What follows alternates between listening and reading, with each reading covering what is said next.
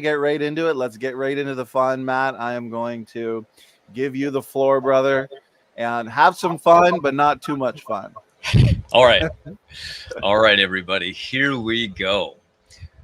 We're going to be talking on the genetic evidence of Genesis and evolution as well. I'm trying to enlarge this as much as possible. There we go. So before I jump into the technical stuff, let's talk about some things that I want to cover for Christians that are watching. Like, what is going on with the young earth creation? Why does it have any relevance to this? And I'd like to ask them a question back in return.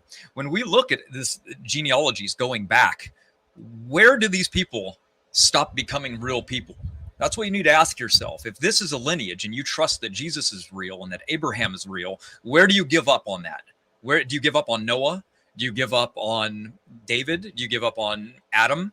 Because really, we can't do that, right? Jesus said he died for the sins of Adam. So what's going on? Why do so many people today say, oh, it's not really a true story? We don't have to take it literal. It could be allegorical.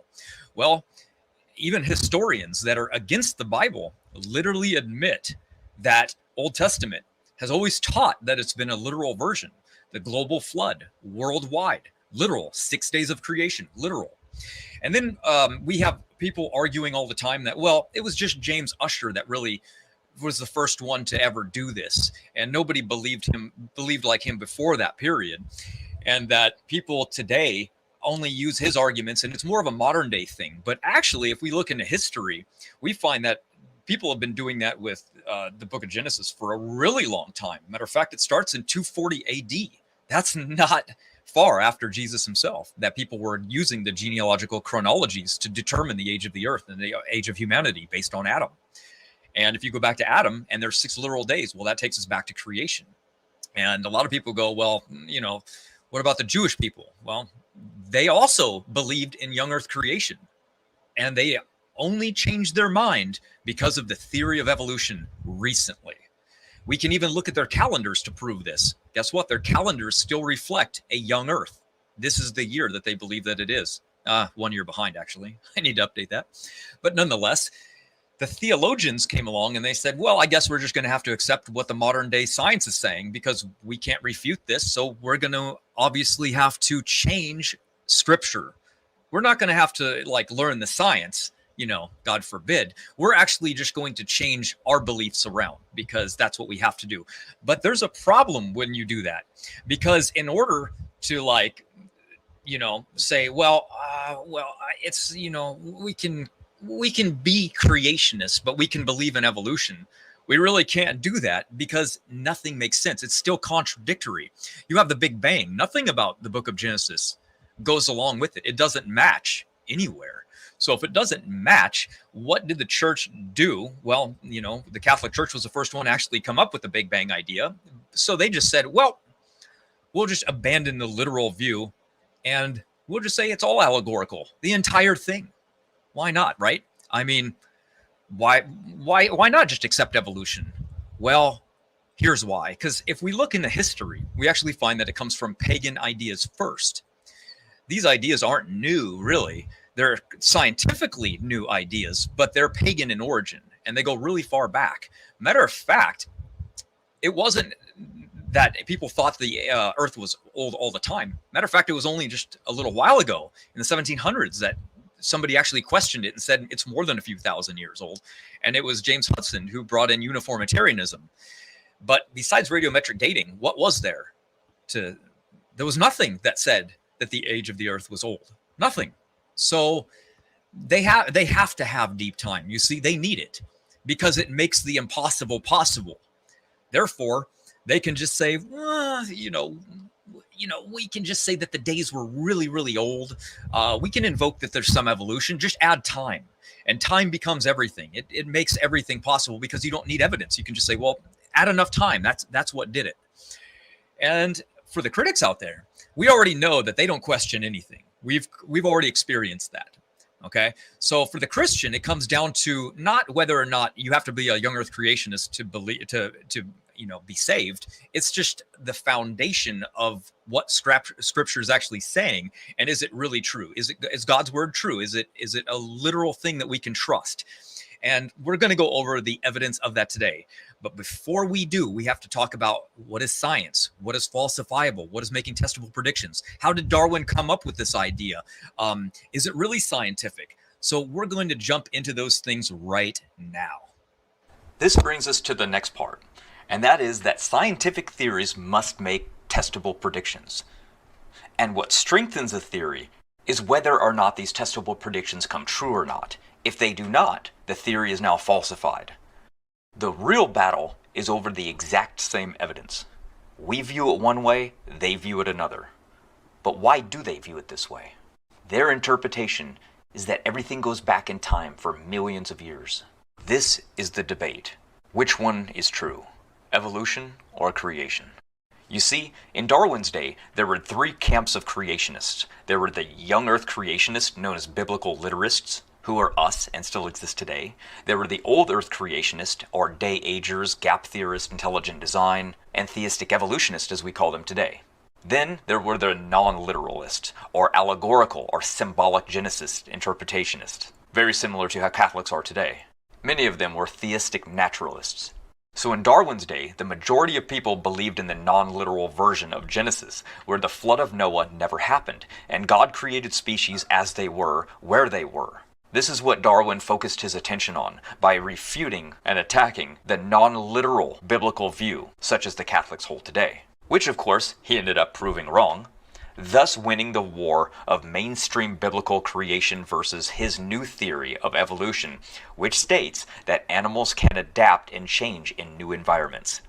People just didn't know. He only refuted a very strange version of the non-literal Genesis way of thinking.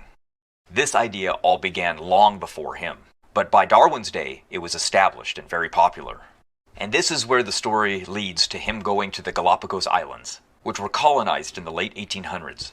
The tortoises once thrived in the archipelago, where there were originally 15 species on the islands. However, since the arrival of people and the introduction of numerous feral animals, 4 species have become extinct. Darwin wrote about the harvesting of these species of tortoise only found on one of the islands, which was exterminated within 15 years of his visit to the Galapagos in 1835. Darwin predicted that within the next few decades, each species would go extinct and be gone forever. Since evolution is so slow, there is no way it could save them. He believed this because he trusted that deep time evolution was true and that speciation was a slow process. Because of this, he believed that the different tortoises on different islands could not mate with one another, as they have been separated over just too much time. Darwin believed that the Galapagos Islands broke off from South America millions of years before and isolated the tortoises, each to their own island. What do we know today? Well, recent genetic research has shown us that the tortoises are related to one another and can still breed with one another. And what he thought was extinct was not extinct. And that the species he thought were completely extinct actually were still living on today, and their genetics were mixed in with the other ancestry. Today, there are 13 tortoise species in the Galapagos, with more hybrids being discovered all the time. Darwin's predictions based on deep time evolution being true failed yet again.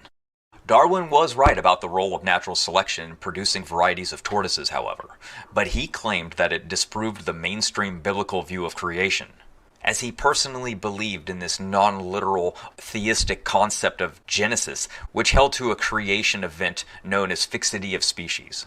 Meaning he believed that God created the earth kind of how it is, and that since there was no global flood where animals got off the ark, diversified, and rapidly filled the earth, that never happened.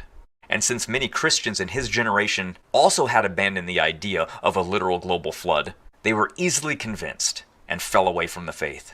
People like Darwin never considered the what if it was a literal story. A pair of related species got off the ark and adapted to new environments. That's literally what it says happened in Scripture, and what creationists would have believed if they took Genesis as literal. To those who believed the Bible is real history, including all creatures having to repopulate the earth from one location, it would have been a completely consistent finding. The church's allegorical view of Genesis gave Darwin an easy straw man argument to knock down. So did Darwin really debunk a literal creation model of Genesis? Not even close. You can learn more about these sea tortoises on different islands from Creation Ministries International's stunning Darwinian documentary called The Voyage That Shook the World. We view things very differently than the evolutionist. We talk about rapid adaptation to environments. There's recombination, gene conversion, chromosome fusions, and epigenetic adaptation. These and possible mutations which can inhibit genes influence the tortoises and why they look different from island to island, but are yet all recently related to one another. And if deep time was true, the evolutionists would be right, and they would not be able to mate with one another. And their genetics would show massive amounts of genetic dissimilarity. And yet, what do we find within related species worldwide? Genetic similarity, the exact opposite of what was expected to be found, which led evolutionists to make another retrodiction that a global bottleneck must have happened in the past, completely contradictory to what they had said earlier. And here's an image of one of the oldest tortoise fossils on Earth, hardly any difference from those alive today. But a lot of people ask, Darwin was a pioneer.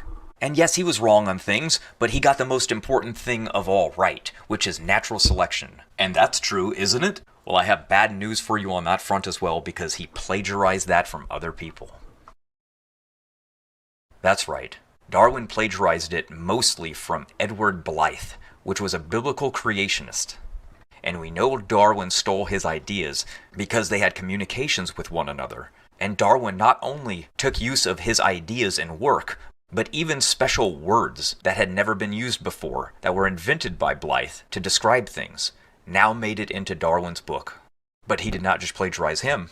Oh no, he took the idea as well from other people and mixed it in. This study, which was done at Trent University, discovered that without Patrick Matthew, The Origin of Species would have never been written. For Darwin took his ideas and also retrofitted them in, expanding on Edward Blyth. Darwin was nothing but a plagiarizer.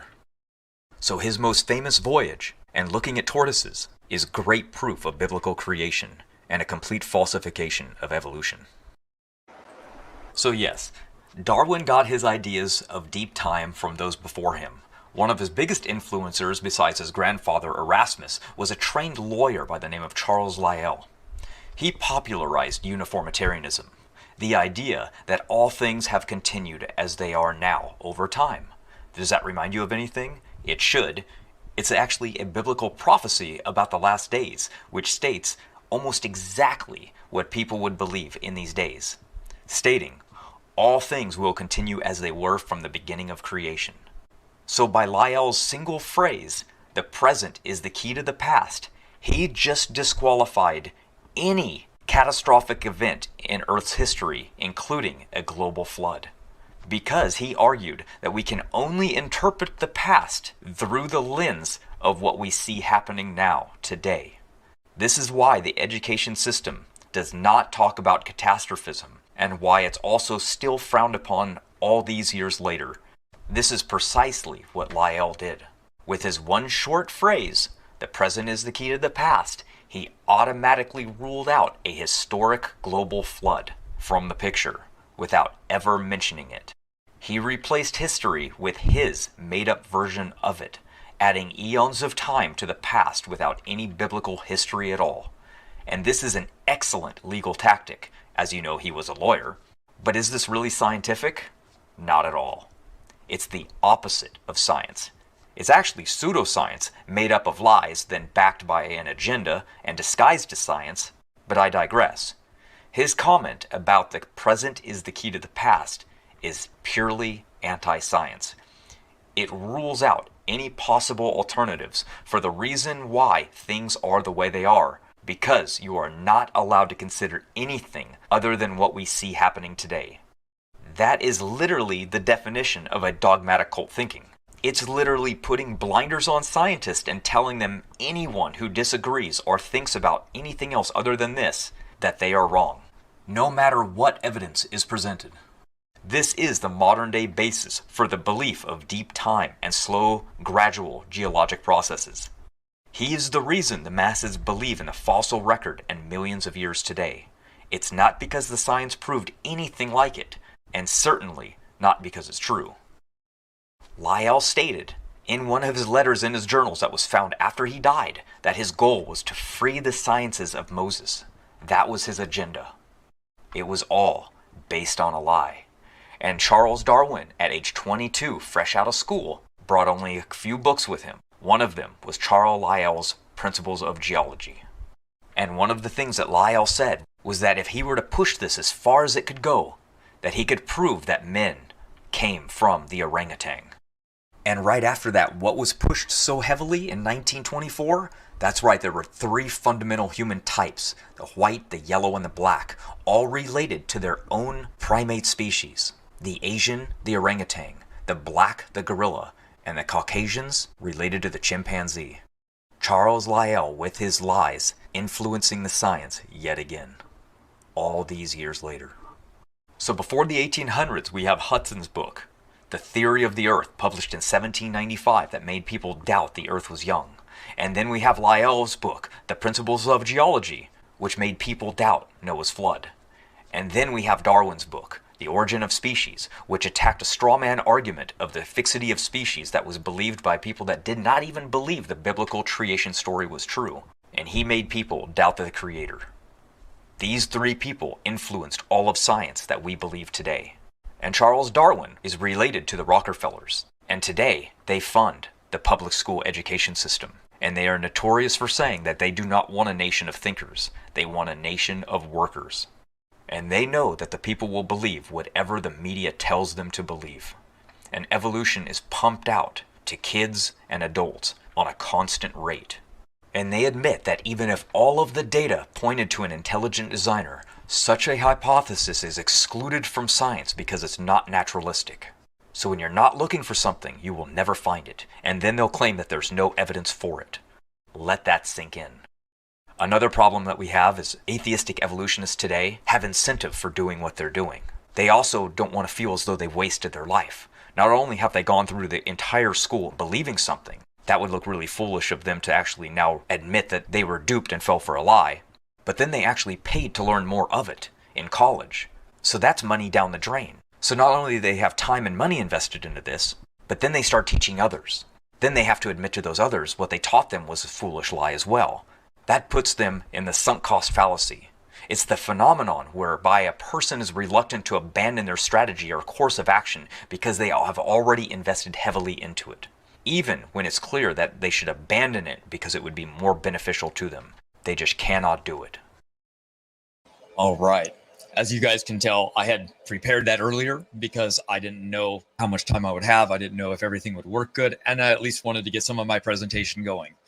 So I will be sharing screen constantly, and I'm going to be putting up visuals. I might not completely talk about everything that's in the visual, but I just want everyone to at least have a screenshot of what I'm talking about in case they want to use it for themselves later.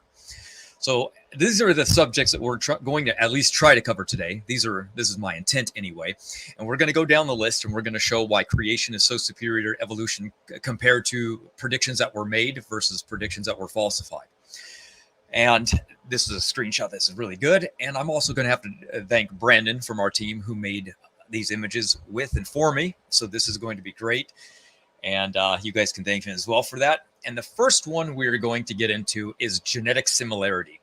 Now, a lot of people know that today evolution uses genetic similarity as their best evidence for evolution. But the reality is this is the exact opposite of what they predicted. You see, in 1963, Ernest Mayr, an evolutionist, said that if deep time is actually true, that genetic dissimilarity would be what we see. Because what will happen is over time, genetics will be too scrambled up and things will be so diverse that there will be no genetic relation when we look at things. And a young earth creationist in 1975 said the exact opposite, said no, a common designer, a common creator would create everything that would have similar everything inside of them. And we should see those similarities. So because of that, when we look in the genome, we're going to expect to find genetic similarity, the exact opposite predictions.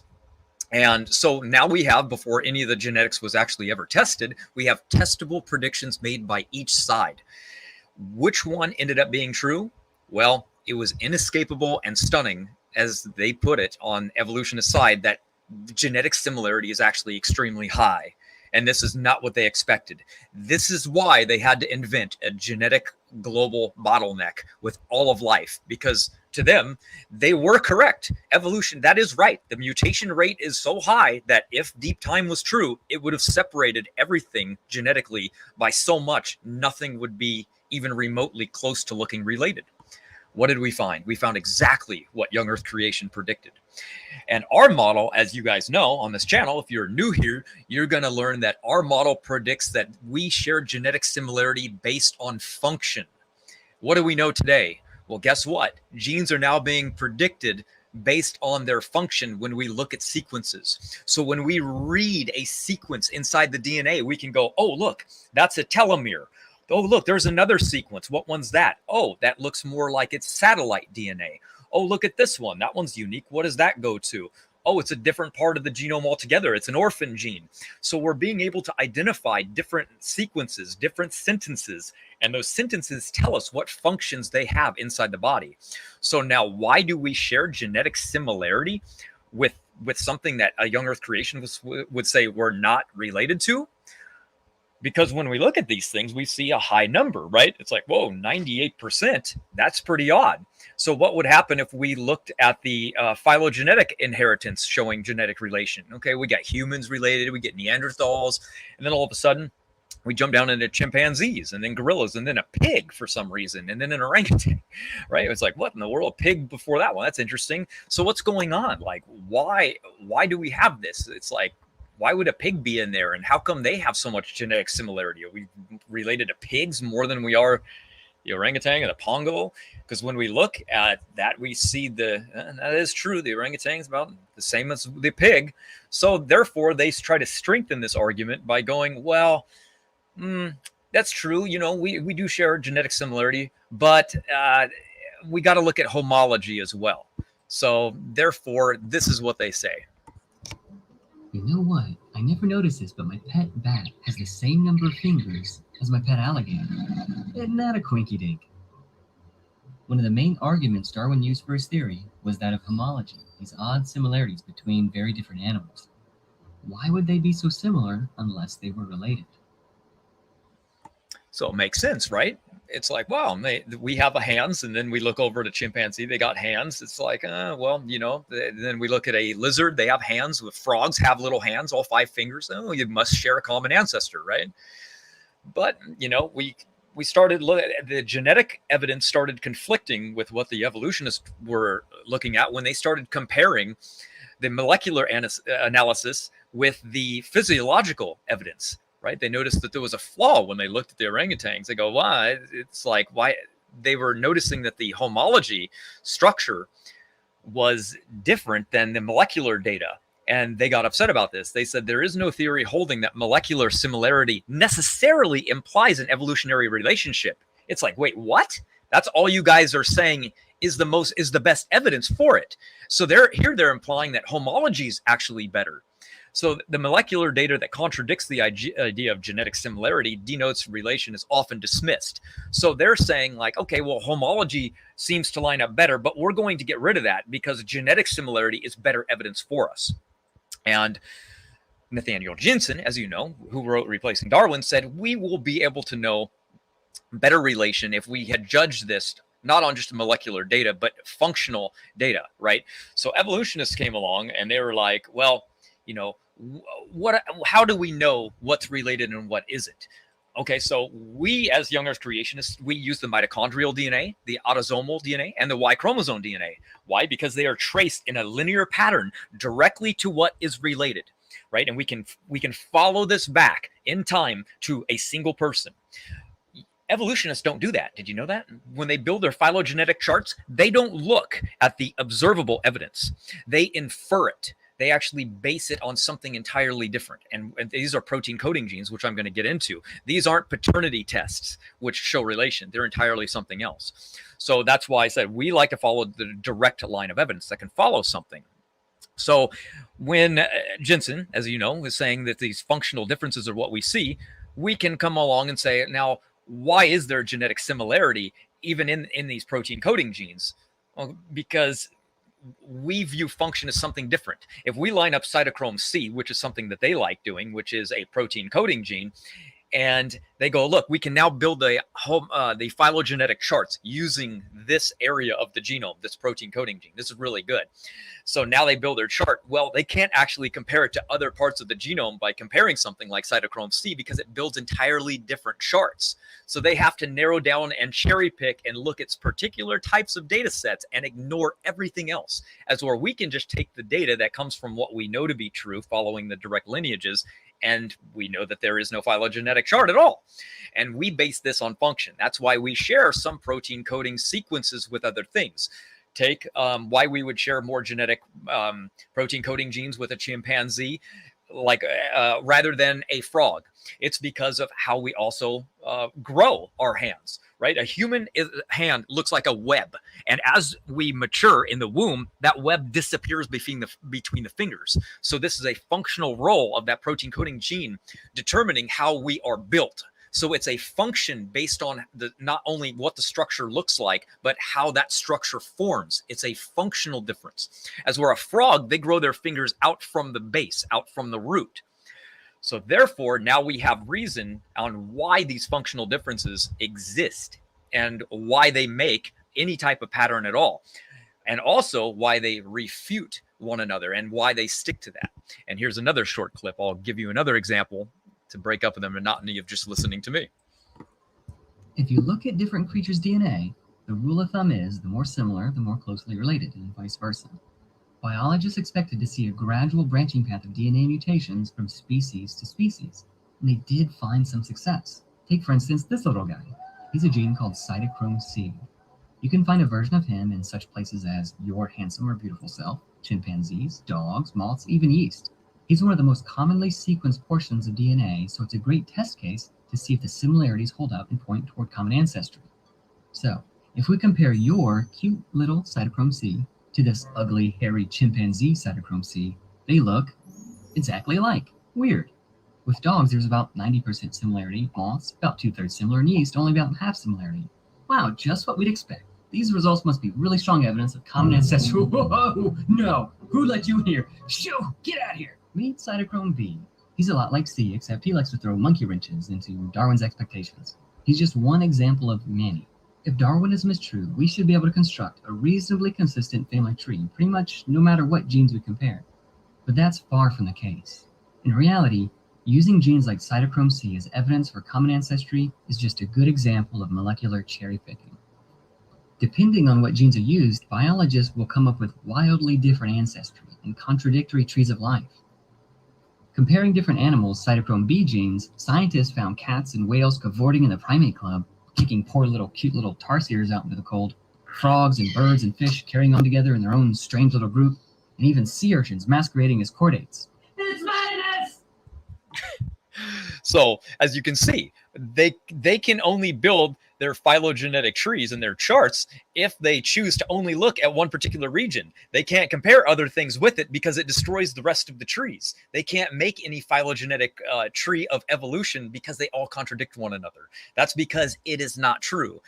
So when we look at, for example, superoxide dismutase, another metabolic enzyme, and we compare it to another protein inside the human body, another dissimilarity shows. They don't coalesce. They don't link together. That's why a lot of these college books like Tree Thinking and Evolution 101, which are college books, don't even attempt to try to show any common ancestor to anything. They said our knowledge of molecular processes is not good enough to definitively rule out independent origins.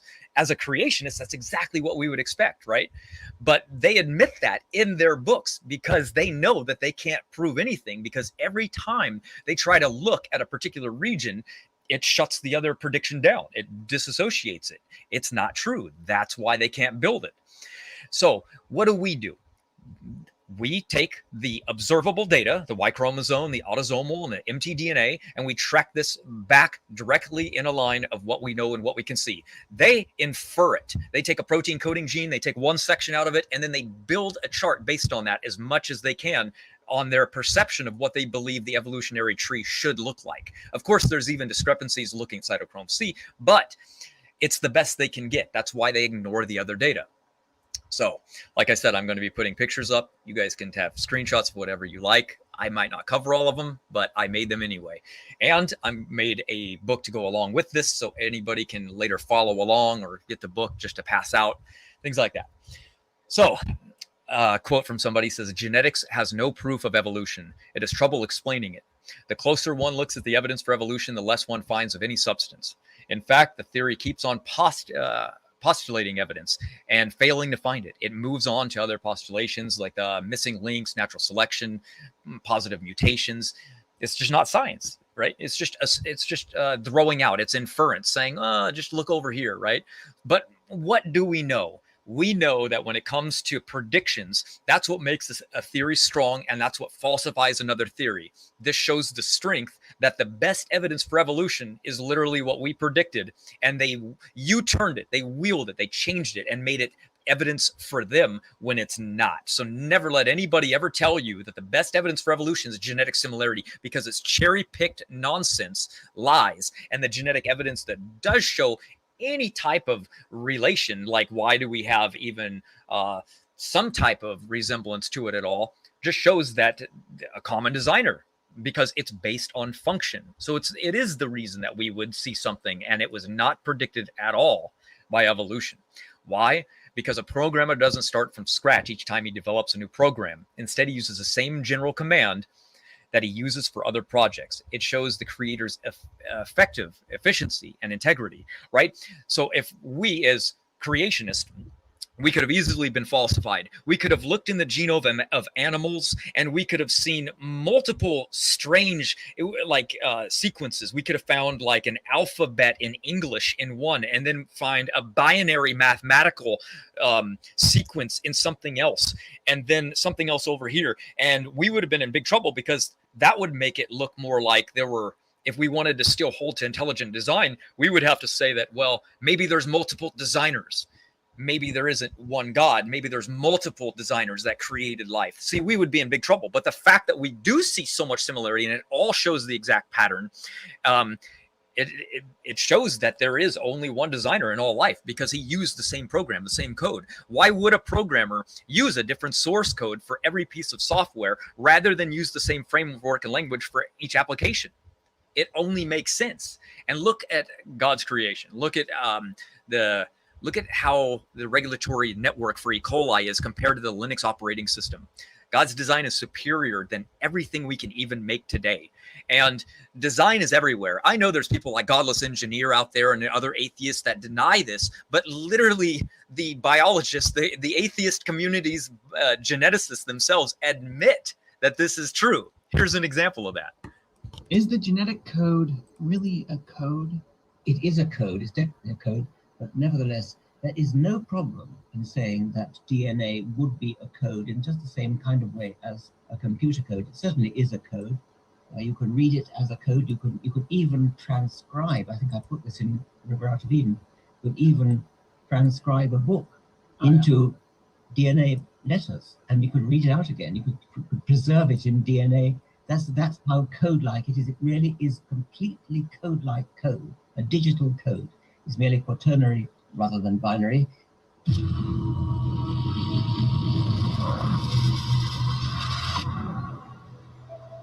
We've shown that DNA is actually the software of life. It's totally interchangeable between the digital world and the biological world.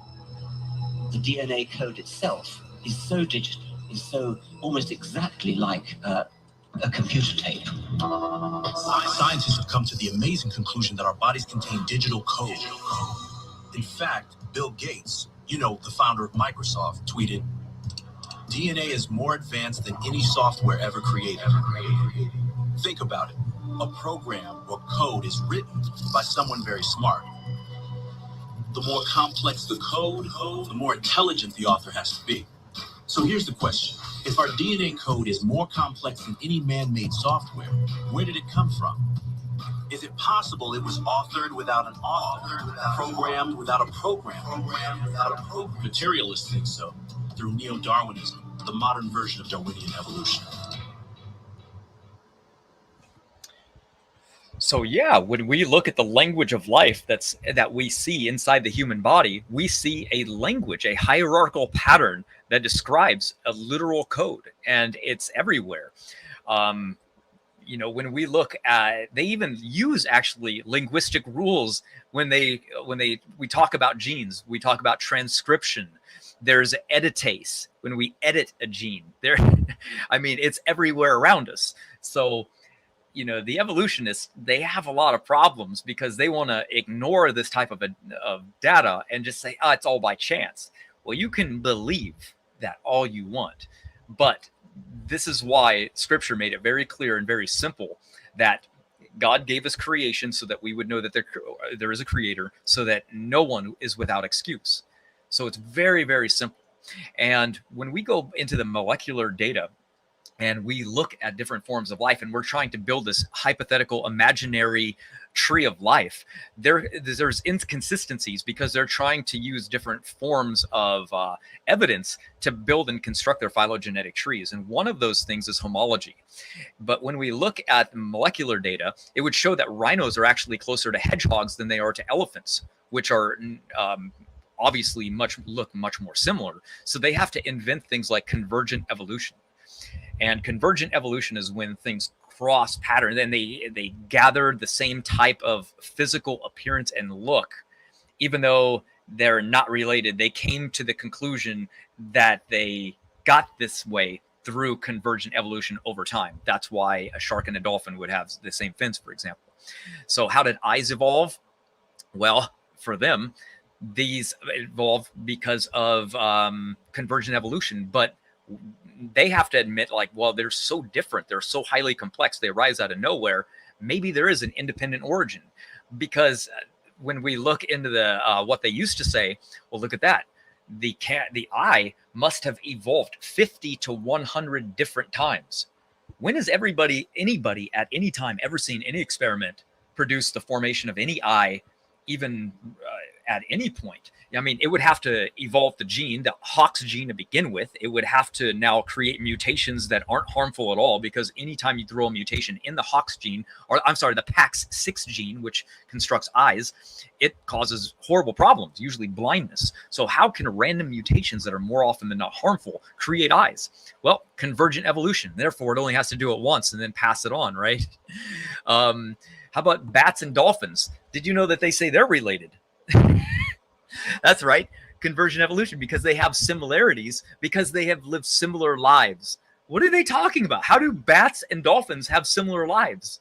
They don't have any similar life at all. They live in literally the exact opposite conditions. One lives only in the water, the other one lives only in land. How in the world can they say that they share similarities because of their environment? They don't share the same environment. How about milk? They know that mammals like cats and dogs, they produce milk, right? But did you know there's also ants that produce milk? That doesn't make any sense, right? No big deal for the evolution, right? Just throw in convergent evolution, right? It's no big deal. Makes no sense, right? It's just a rescue device. It's there to throw in things that don't make any sense. How about the baculum bone that's in all primates, but they say, wait a minute, humans are apes too. Oh yeah, well, we're missing that bone. Where is that in the fossil record? Just showing oh man, we just lost this vital reproductive bone and then grew an entirely new organ. Where's the evidence for that? There is none. How about flight? That's right, flight evolved over 7 different times in evolutionary history in literally every different field that there is.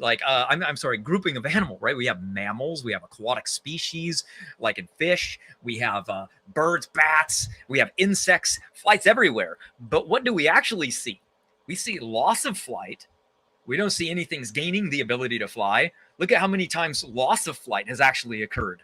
What's that about, right? We're seeing loss of flight all over the place. We don't see things learning to fly. We don't see wait a minute, this thing has a little tiny wing, and then we investigate it. We go, oh yeah, lost its ability to fly. We don't see anything going to flight. So it's just this imaginary scenario that they invent to help them through the fact that they don't have evidence, because what we see is the exact opposite. That brings us into the next one. creation would predict that we would only see one genetic line going back to single people of the X chromosome and the Y chromosome. But evolution predicted that there were multiple people every single time you go back to a bottleneck in history.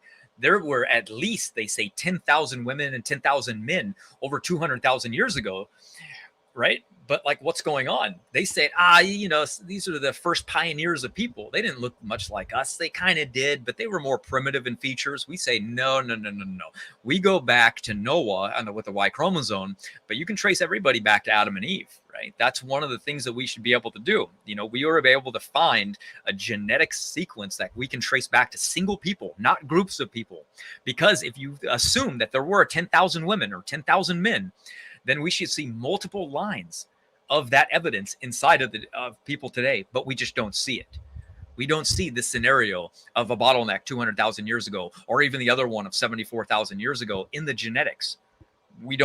That's not there. What we do see is the biblical ancestry, where we find people going back very recently in time to a Tower of Babel event where there was dispersion and massive population growth. And genetic similarity between all humans is really, really, really low. And that can't really be based on how fast the mutation rate is and based on how everybody is related to one another. But if you type in, you go, look at this, there is only one descendant that we all came from in both male and female. That wasn't what they expected, but it's exactly what the biblical model would have said. And they admit that we can safely say that with fair scientific certainty, that every man alive today descended from one man, and every human alive today descended from one woman. And it is exactly what our model predicted. And that is not an evolutionary idea that would have ever been predicted, especially in regards to, as a matter of fact, that's why they mocked the idea of biblical creation to begin with, because they when they named mitochondrial Adam and mitochondrial Eve, it was kind of a laughing at the creation, as saying, ha, you guys thought that everyone came from Adam and Eve 6,000 years ago or so, and now look, now there's populations of people that lived 10,000 years ago, and they lived 200,000 or 300,000 years ago, right? So they kind of mocked everybody by saying that, and now it turned around to be a slap in their face, which brings us to one of our first predictions, which is the haplotype block predictions versus the evolutionary haploblock type, right?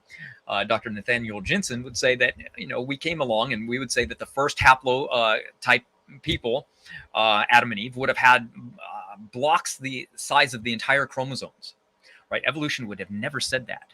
So what do we see when we look inside of people today? Those balloons are going to represent haplogroups, okay? Now, we see different haplogroups, but a lot of people don't know why or when or how they got there or how they formed. So what we're going to do is we're going to look over at Adam's perfect genome, which was mutation-free. And the very next generation that came over with one mutation, got handed down, right? And then over time, another mutation, and another mutation occurred. So when this happens to a population, if we don't see very many mutations between people, they go back in ancestry not very far. But if we see more mutations in people, we can trace them further back in time. That means when we look at the populations of the world today, we can actually see that we can trace lineages back all the way to a single group of people. So that's how we determine what a haplogroup is. We look for markers and we go, oh, this group of people have one type of mutation that other groups don't have. So we can name them or letter them, whatever you want to call it. And now we have haplogroups. And those haplogroups form. And now we can say, interesting. So if we assume then that Adam and Eve had complete haplogroups, that entire size, how fast would the recombination rate be to break down these blocks into smaller and smaller ones?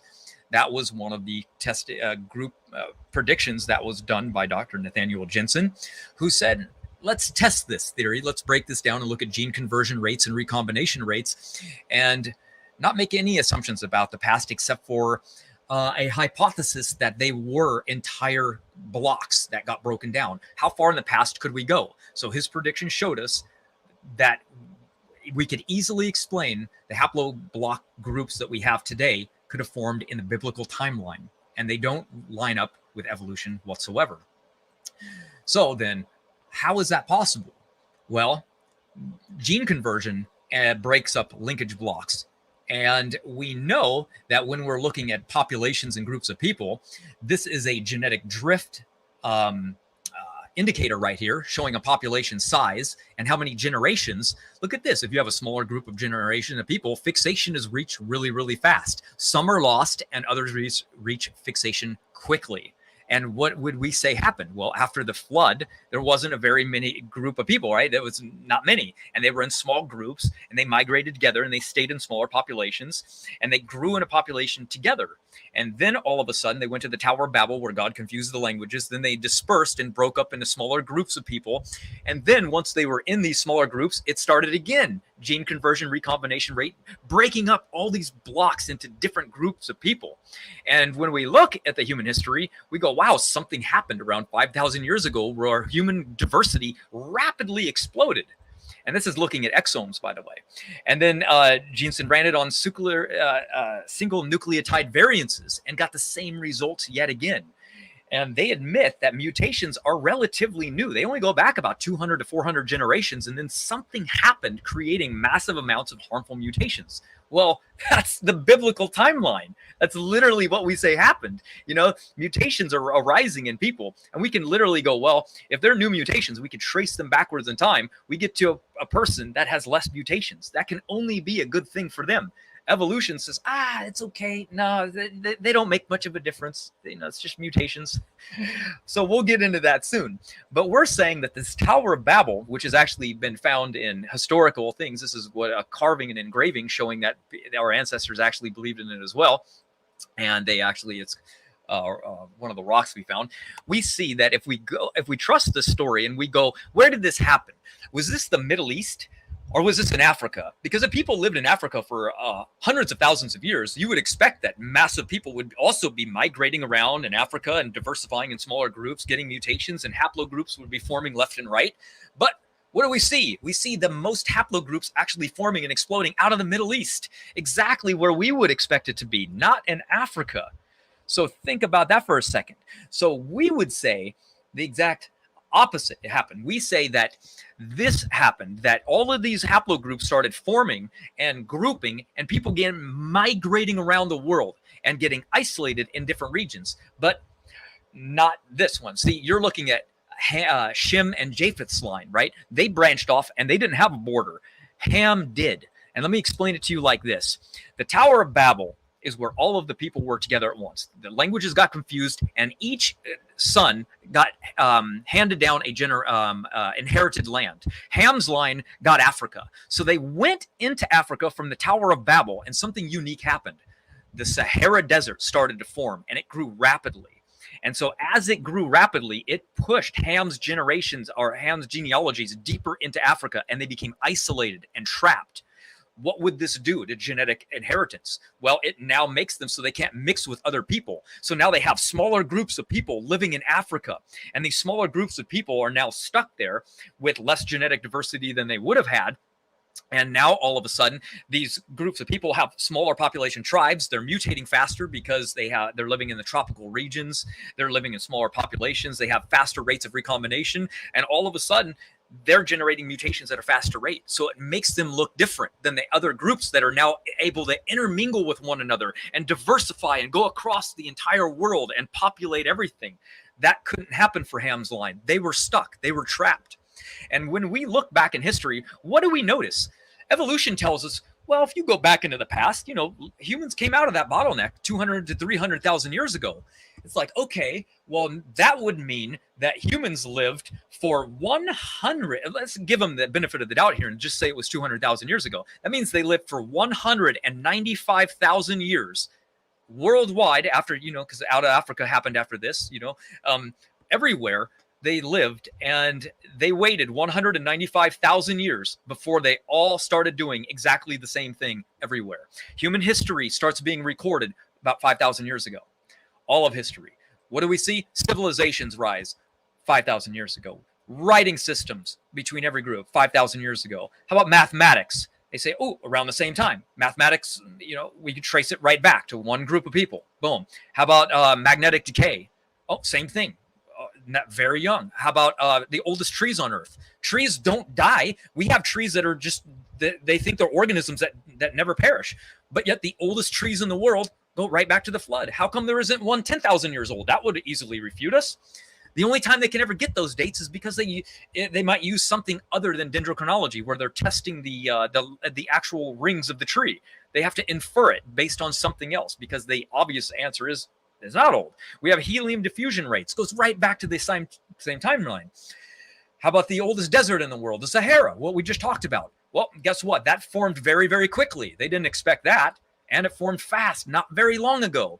Oh, it went from green to a desert in a flash, exactly like we would assume it did. It went from lush to desert. How about genealogies? We can trace genealogies, and some of them are ancient. This is one in the British Museum. This one traces British kings that have an unbroken line of chain of evidence going all the way back to Noah himself. Then we look at flood legends around the world.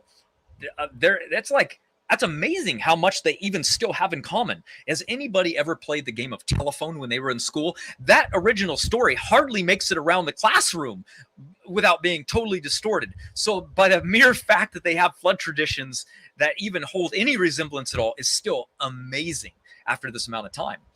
But here comes another logical question then. If all people started out in the same place and knew the same type of thing, they had the same building construction, would that mean that they would take this knowledge with them? Because obviously they wouldn't take the same language. They lost that language. But one thing they wouldn't lose is the ability to how to construct something. And when we go to different places in the world, on the entire opposite continents even, we find that there are pyramids, there are construction zones that are all based on one particular thing, mathematics. And that mathematics is always the same, meaning it matches. And I'll show you exactly what I mean in this short clip that I got for you. The diameter of the drop of water on a waterproof surface, like granite or alabaster, is constant. It measures 1 centimeter. They named this small unit the royal finger. 10 drops of water or 10 royal fingers equals 1 royal hand. 100 drops of water, so 100 royal fingers or 10 royal hands equals 1 royal leg. Centuries later, these discoveries were taken out of secret coffers and renamed.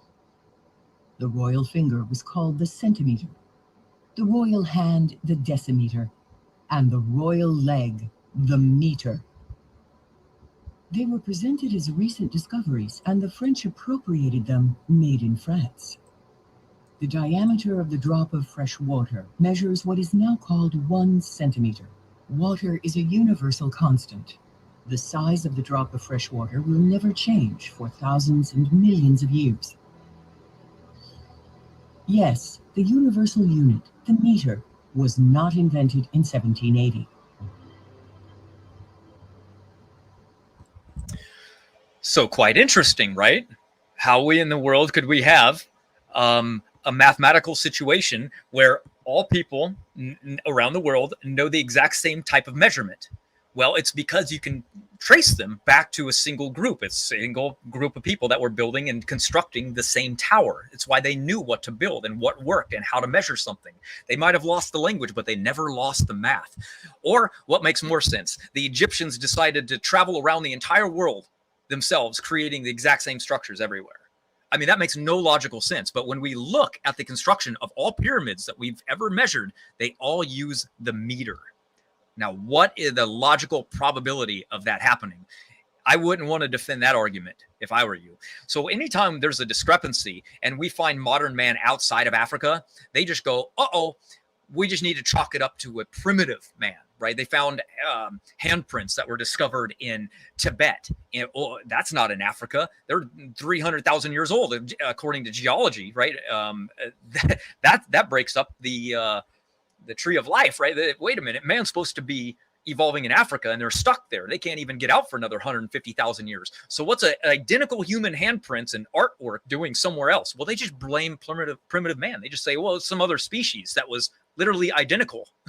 So humans evolved twice then, is what they're saying, in totally different regions. So good times there. Then we have human population growth.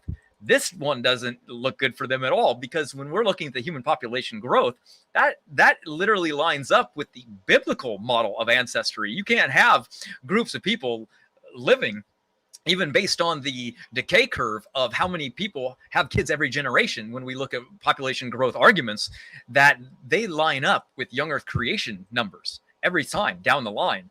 That doesn't make any sense if they're telling us that human beings have existed for even hundreds of thousands of years. You have to account for them not being able to produce what we can today. If you say, well, you know, they were just in Africa, they didn't migrate out, they were just trapped in this one region. Wait a minute, you just said that they were in other regions of the world. You said they were Neanderthals doing this, there were Denisovans doing this, there were other populations of humans growing. Why couldn't they do it? It's like, none of the story makes any sense. It's like they all just waited to the last 5,000 years before they all decided, yeah, we're going to grow. We're going to populate the entire world, and we're going to explode in population growth. That doesn't make any sense. So the testable predictions come from what we know and what we can see, and we can go, interesting. Let's make predictions now based on what we observe. Let's based on mutation rates, based on population growth rates, and let's take these back.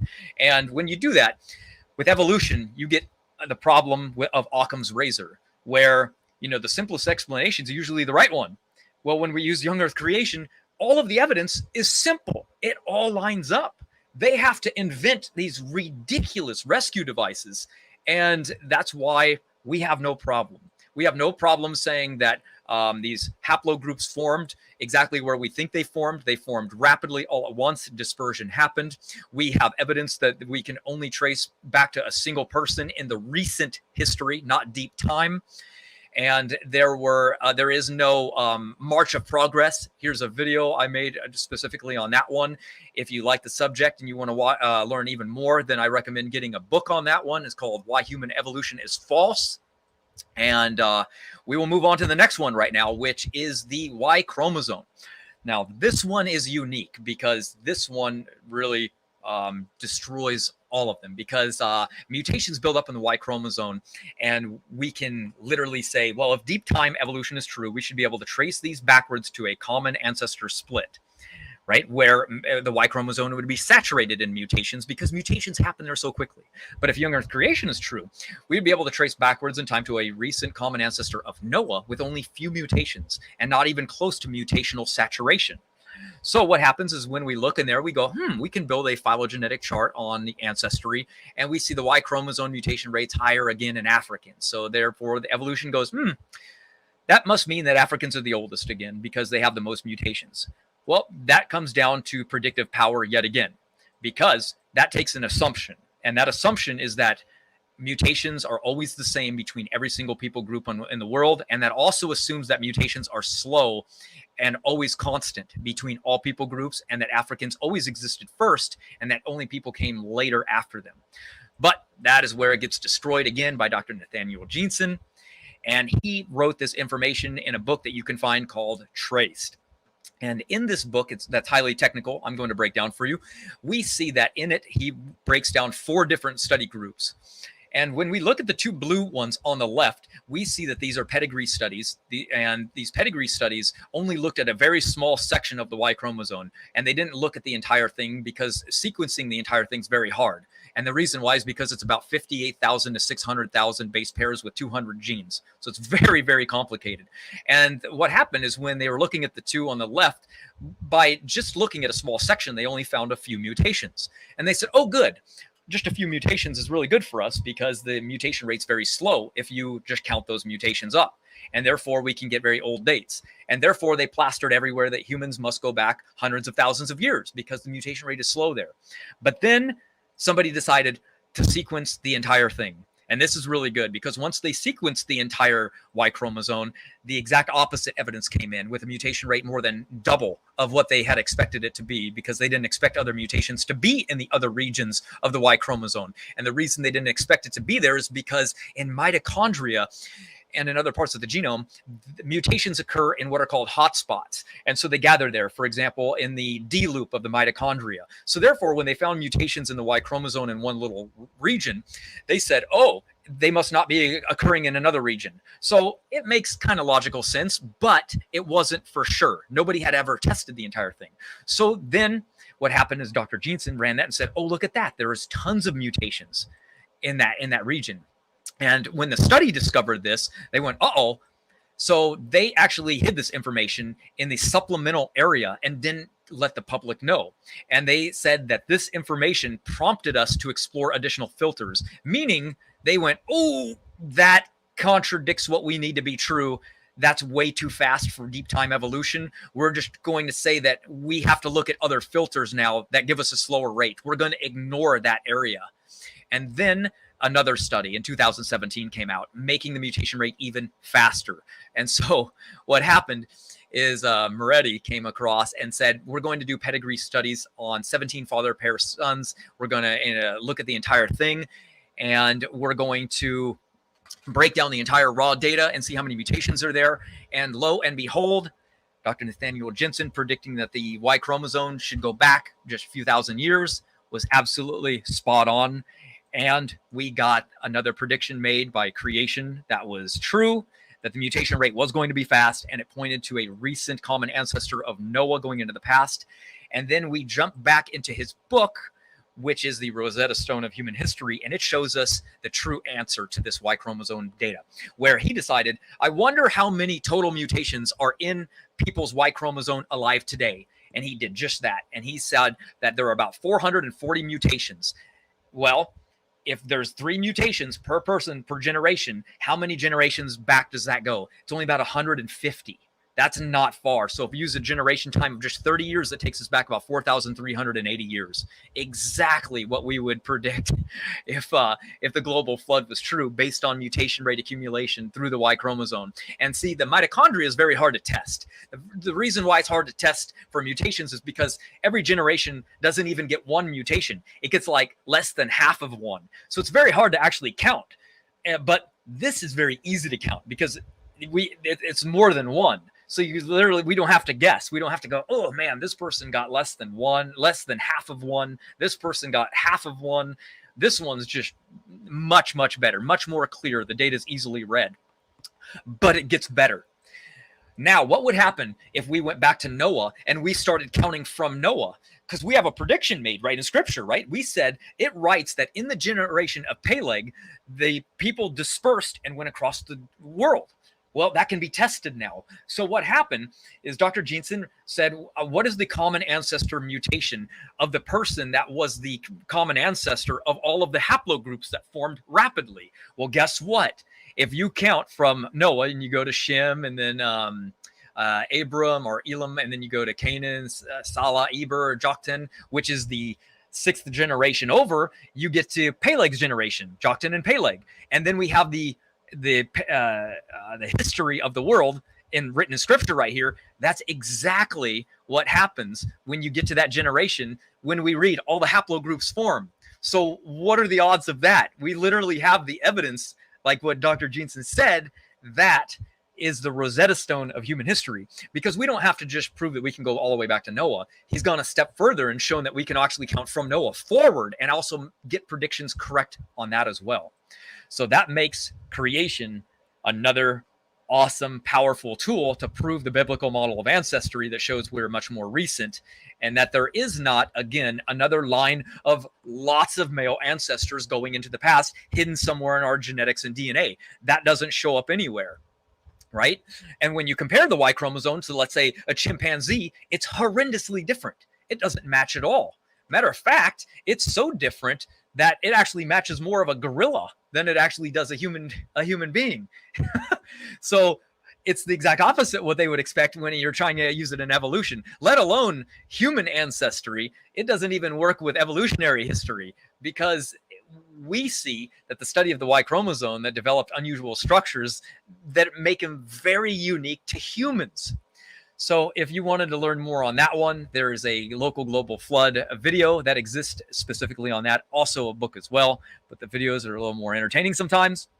And then that brings us to the next one, which is females now. This takes us into the mitochondria, which gives us the same thing. What did evolution predict? Well, they predicted very few mutations, right? And so creation, we predicted a lot of them. So evolution came along and they didn't have any observable data yet. So what did they do? They said, well, we assume that a split happened 6 to 7 million years ago. So we're going to calculate that in. And then we're going to use and build this molecular data and calibrate it to the fossil record. We're not going to use observable data because we just don't really have any yet. We're just going to assume evolution is true first and then go from there.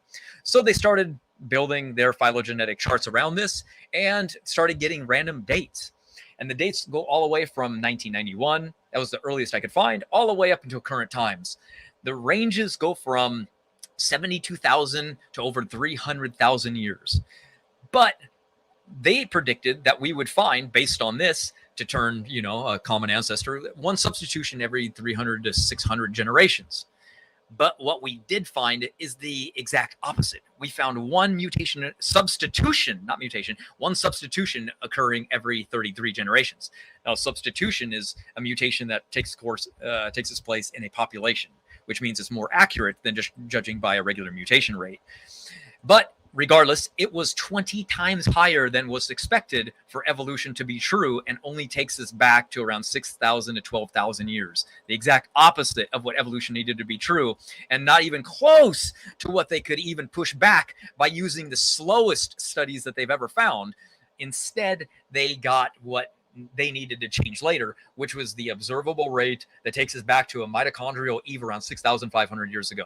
And that's because there's two different clocks. There's the phylogenetic rate, which I told you they invented, and the one that we actually see and observe, and what actually we can make predictions on, as opposed to what we can't make predictions on because it's based on a lie. So therefore, do they still do this today? Well, here's an eons evolutionary video of them admitting, yes, they do that very thing. By using the molecular clock method. This method combines what we know, or at least what we think, about how often genetic mutations occur, and then applies that to DNA samples to plot the evolutionary history of various species. But to be accurate, this molecular clock needs to be calibrated. The molecular clock. The clock needs to be calibrated. This molecular clock needs to be calibrated. The latest molecular clock calibrations. So yes, they don't even feel embarrassed about saying that it needs to be calibrated. They just say, yeah, we calibrate the clock. It's no big deal. What do you mean it's no big deal? You're assuming evolution is true. The clocks that are observable say it's not true. So you calibrate the clocks to say that it is true. Get out of here. That is ridiculous. That is so nonsensical. It is foolish. And they know that the observable one is trustable because guess what? The FBI uses the rate. They use it to convict murderers. You can't say that the clock's not true when there's people being convicted of crimes today because of it. So it has to be true, or else they're going to be letting a lot of people out of prison. So we know it's true because they're literally getting a mutation somewhere in the germline, and then it's passed on to the next generation. So let's say that I decide to go kill my neighbor, and then I stab him in the neck and he dies, and they come over and they arrest me, and I go, I didn't do it, my dad did. That's why, and then they go, oh, the DNA evidence is showing that, yeah, one of them did it. We just don't know which one. They have similar DNA. So what they do is they look in the blood and they go, uh-oh, there's a mutation in that the dad doesn't have. It could not have been his dad. It had to have been him that killed him. So that's how important it is to know that mutation rates are important, and they are used by in science, and they are used by the FBI. That's because they matter. So when people say, oh, who cares about these? Nobody cares. Nobody uses them. Yes, they do. They have to be used. And yes, they are accurate. They're not using the evolutionary one. Why? Because it's not true. That's why. What we do know is what we see. And look at all the studies that go back in time and show us. Look at this range. It goes from 4,178 years ago to 10,000 years ago. That's what the observable data shows. And here's all the studies that show that the observable rate can explain the genetic diversity of people in a young Earth creation timeline using the mitochondria. The evidence is in, and then we get critics that are like, oh, well, Dr. Jensen, when he used his, he didn't use the coalescence calculations. Oh, look at that. He did. Oh, it looks like somebody didn't do the research, did they? What a shocker. So when we're making predictions like Dr. Nathaniel Jensen did, he said, I wonder what the mutation rate would be. and the differences that we would see inside of the mitochondria when we look at differences based on the mutation rate and how many mutation differences we should find. If evolution's true, they would find 681 or even more. Again, he does them favors by lowballing all the numbers. And what we actually found lines up yet again. So the question is, which one of these is correct? I'm going to go with the observable one. How about that? How about what actual science does? You know, the repeatable, testable, scientific version of science, not some made up woo-woo psychopath, pseudoscience version. Yeah, that's what I'm going to do. But let's see. How far back do people actually go? Huh? Can you trace your grandparents back to actual human beings? Are you tracing them back to animals? Are you tracing them back to anything other than human? I think the answer is pretty obvious. And yes, pedigree rate studies have been done on animals. The same results occur. Pedigree rates much faster than phylogenetic assumption rates. We look at not a lot of things obviously have been tested because they don't like the results. So they just stick to their made up phylogenetic version. But every single time the results come back with creation, they don't show evolution any way, shape, or form, no matter what they do. Yeah, they have rescue devices like, well, maybe mutation rates were faster in the past, and oh, maybe selection was stronger, or maybe this, maybe that, maybe that. Yep, again, more rescue devices. Nothing in science can confirm or what they're saying. None of it. So it's actually evolution versus science, not creation versus evolution. There's a big difference. So always remember that.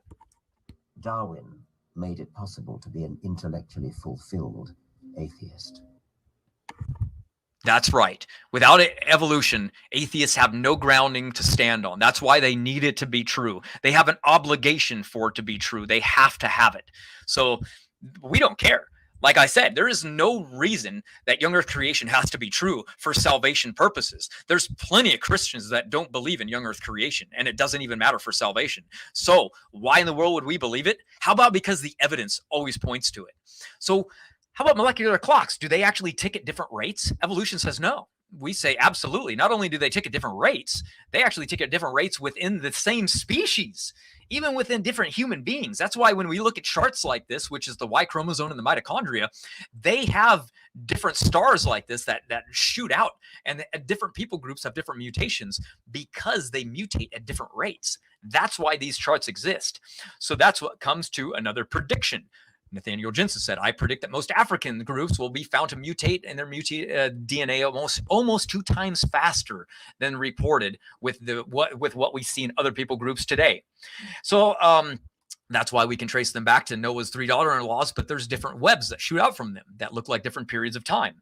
So is there any evidence? Because, a lot of people go, well, it's hypothetical, because we always say, recombination rates, they're higher in Africans. So that's probably why we got evidence from that one. Here's a couple studies that show that there's different hotspots and that African populations have more recombination hotspots, and that given that recombination rates vary between species and even individuals, it is possible that hotspots could also differ among ethnically different populations, including Africans. Indeed, the identification of haplogroups and genes associated with recombination rates could occur at different frequencies in HapMat populations, which raises the possibility that populations-specific genetic variants may influence recombination rates. So yeah, we got evidence from there. We also have evidence that there's overall point mutations are faster in Africans. Then we obviously have the fixation rate would be higher because of smaller populations. And then we don't just have that evidence. We literally have evidence in pedigree studies that show, guess what? People do mutate at different rates. This goes all the way back to 2 different studies back in Parsons in 1997 and 1998, who actually showed that the Amish people mutate at a slower rate than the rest of other people. And he took a bunch of different Amish families from around America and tested them and found that they mutate 14% slower than other people that were tested in the same study. So you go, if they can mutate slower, then obviously Jensen is making a prediction that they could mutate faster. And then, but that's not it. Another study was also done looking at a particular family in a region that was that showed a bunch of different families of the same descent in one isolated region, and they mutated 7% slower than the other Europeans that were around them. So yes, if even different people groups can mutate at different rates. And this is one of the reasons that they have different phylogenetic charts, because think about it. If you throw a bunch of cats together and we say all cats go back to a single common ancestor, then how can these cats all have different phylogenetic trees? How come some look older than other ones? We answer that easily through generation times, because some have high generation times, others have low generation times. So it builds a different phylogenetic chart because they believe that everything mutates at the same rate. There's a study that Donnie and I did on that particular subject, and you guys can find it by typing in the invalidation of the molecular clock neutral theory. But we have traced animals all the way back. Wolves go back to a single common ancestor. So we know that they're all related. We can do the same thing with humans, chimpanzees, gorillas, and orangutan. Guess what? They would be constructed a phylogenetic chart like this. But we know this chart isn't true because there's no way it actually could be true, because we all came out of a bottleneck. And if a bottleneck is true, which we know it is, and they admit now today that it is true, then there is no possible way that they could ever build this chart based on what we know in the mitochondria or the Y chromosome, because a bottleneck resets genetic diversity. So they can never actually prove genetic relation. So why does one look older than the next? Again, it comes down to the orangutan or the pongo only having a generation time of 11 years. So a gorilla and a chimp is going to look twice as young as they are, because they have had half the generation time living, and then a human an extra 10 years on top of it.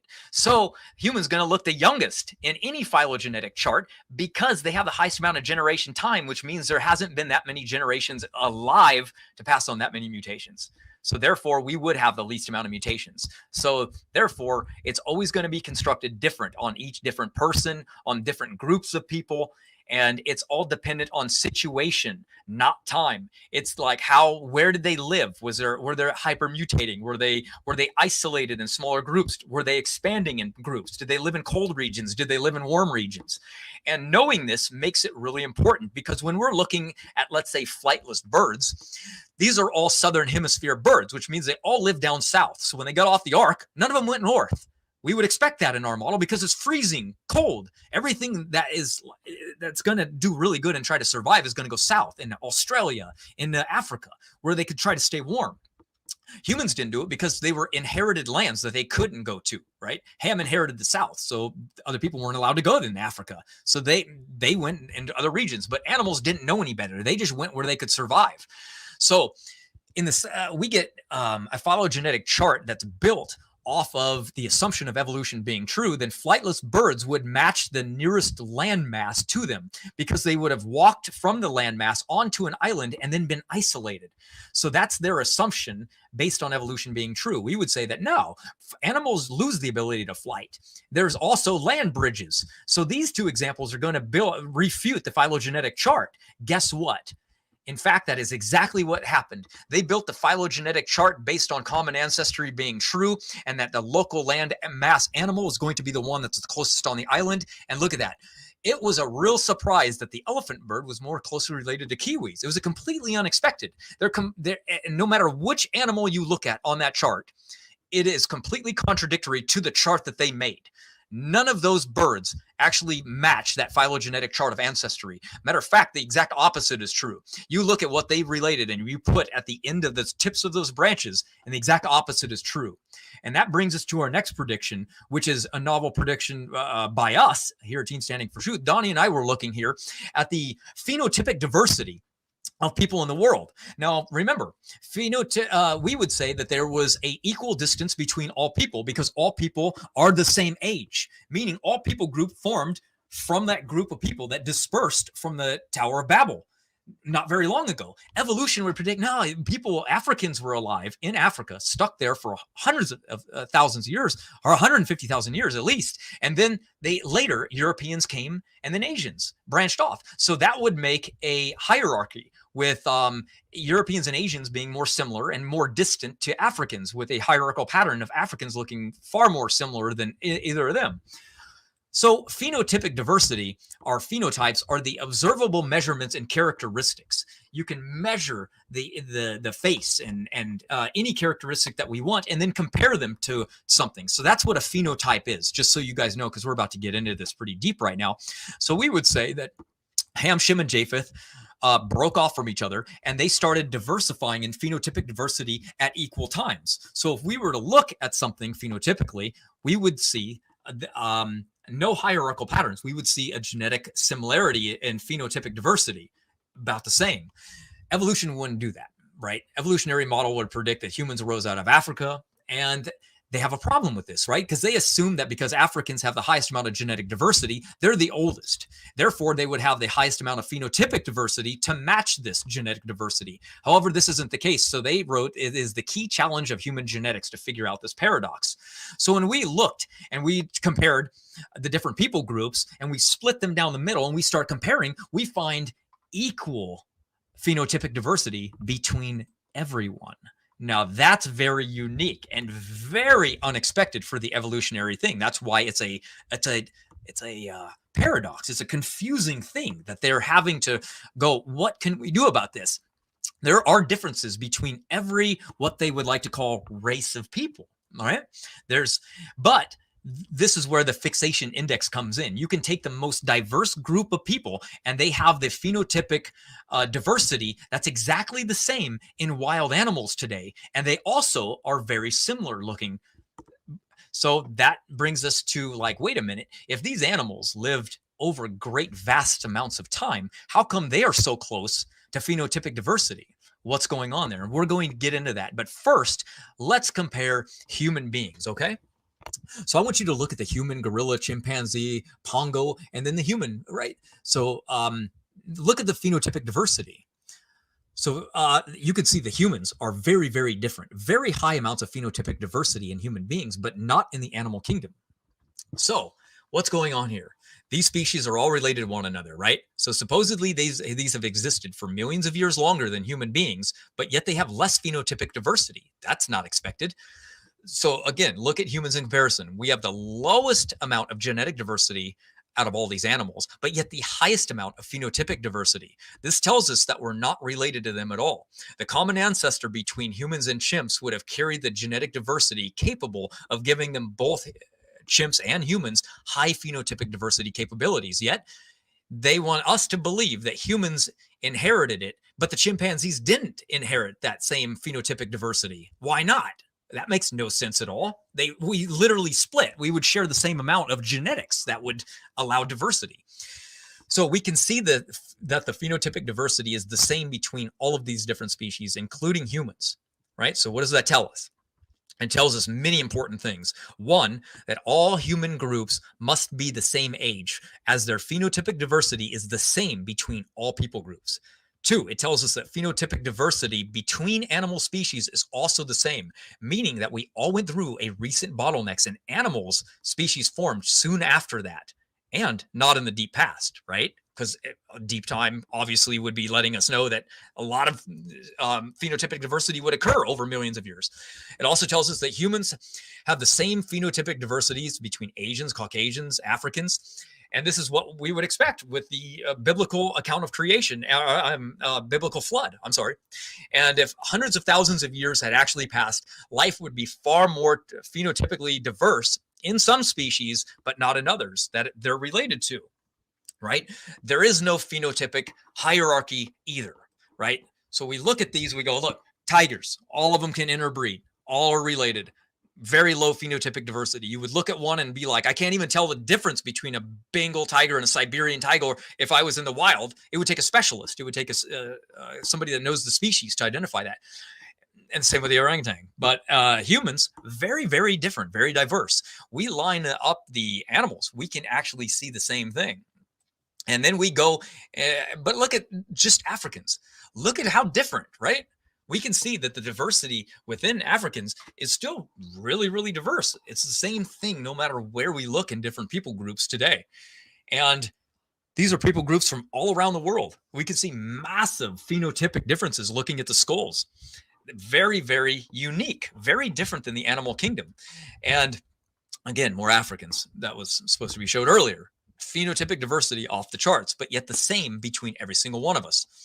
So keep in mind, those images do not even include people groups that have died out in the past, like Denisovan, Neanderthal, Erectus, Heidelbergensis, which also show even more phenotypic diversity, which would be expected in the past, right? We get closer to Noah, higher amounts of genetic diversity, more diversity will be seen as time goes on, get lost, right? So yet, and this is what we see. I showed this because it looks pretty funny. Look at all the diversity we have from dog breeds today. Okay. Why is this? What's going on here? Right? Dog breeds are something that hide the genetic diversity within them. Okay. We know that. So we're going to get into that in just a minute. But first, this is what we would see. If evolution was true, we would find the highest genetic phenotypic diversity in African people today, and that phenotypic diversity would be hugely uncorrelated. And then we get into the Europeans, which would be more close to the Asians, right? That's what we would see in phenotypic diversity. So instead, what do we see? We see the exact equal proportions between all groups of people, exactly what we would expect in a biblical model. But an evolutionary model has us going bottleneck to bottleneck to bottleneck to bottleneck. Each one of these bottlenecks would be lowering genetic diversity every single time we go into one, because you only get a handful of people surviving each one. So we would, if we looked into the fossil record in the past, we should see massive phenotypic differences between all these supposed human ancestors. And the phenotype, because if we see that with people groups today, which would be at the end of the spectrum, we would find that the phenotypic differences would be minimal in what people would be able to produce today. But instead, we see the opposite. We see massive amounts of phenotypic differences looking at the populations, and we look over at people groups in the past, and we don't see that in the fossil record. We go, oh man, there's not really much going on there. Why? If they live for hundreds of thousands of years, and where are the corpses? Where are the bodies? Where are all the differences? I think our model makes far more sense with what we see when it comes to this phenotypic difference. So again, when we're looking over here at this one, we see that if all three major groups of people formed soon after the flood, sometime after Babel, then all of this finally makes sense. And they have this hierarchical pattern that should be there.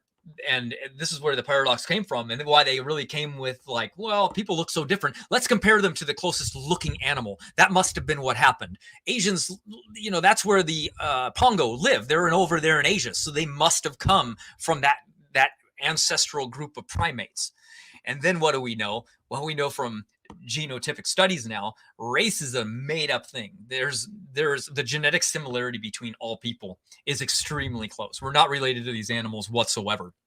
And then comes the storytelling from them. It's like, well, what happened is we got these chimps, right? These primate ancestors, and they had full body fur. The chimpanzees kept theirs, and we started to lose ours, kind of like there's chimps that lost their fur today. And eventually what's going to happen is they're going to evolve melanin, and then they're going to evolve this subcutaneous layer of fat that's going to surround their body. And then they're going to get goosebumps because it'll help keep them warm. They'll evolve all eyebrows, and then they'll evolve the ability to grow long hair on the tops of their heads. And then they'll evolve a thick epidermis skin, and then thermal regulating genes. All of these requirements are needed also so that we can start wearing fur again like our ancient ancestors, because that makes total sense, right? And yeah, these things are all true. Only humans have these features about them. If you want the list, it's right there. And just remember, guys, that there's not a lot of time, because the amount of time it takes only 2 mutations to reach fixation, beneficial mutations, is 200 million years. So they have to account for all of these things literally to evolve in the time it took to split, which is 6 million years. But only 2 mutations takes that long. So where is the time for evolution to evolve all of those things? We're not even going to get into the how long a sexual organ would take to evolve. That's going to be far more than 2 mutations. So it gets more ridiculous the more the story you look at it. So another way we can validate that deep time is not true using this phenotypic diversity is by looking at man-made current animals and breeds, right? Let's use modern created dog breeds as an example. They are far outside the phenotypic diversity compared to the wild counterparts, right? Look at their faces, either completely fat, smashed flat, really long. Some of them can't even breathe.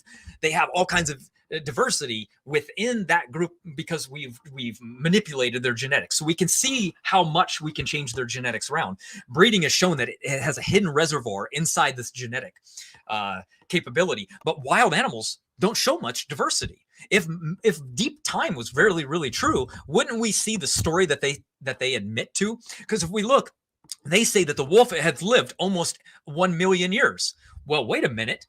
That story reminds me of something. It reminds me of the story of where they said the Pachycetus evolved into an aquatic species in the same amount of time. Wait a minute. That's a huge amount of phenotypic differences. But yet they want us to believe that the wolf had that same amount of time, diverse and spread around the world, and yet almost no phenotypic differences whatsoever. Wait a minute. The story doesn't match what the science is telling us. Why? Because the story they're telling us is a lie. It's stupid. It doesn't make any sense. Adam Segwid said the reason why evolution, the theory of evolution was created from the first to the last is the dish of rank materialism cleverly cooked up. And why is it done? For no other reason, I am sure, except for the independent of a creator.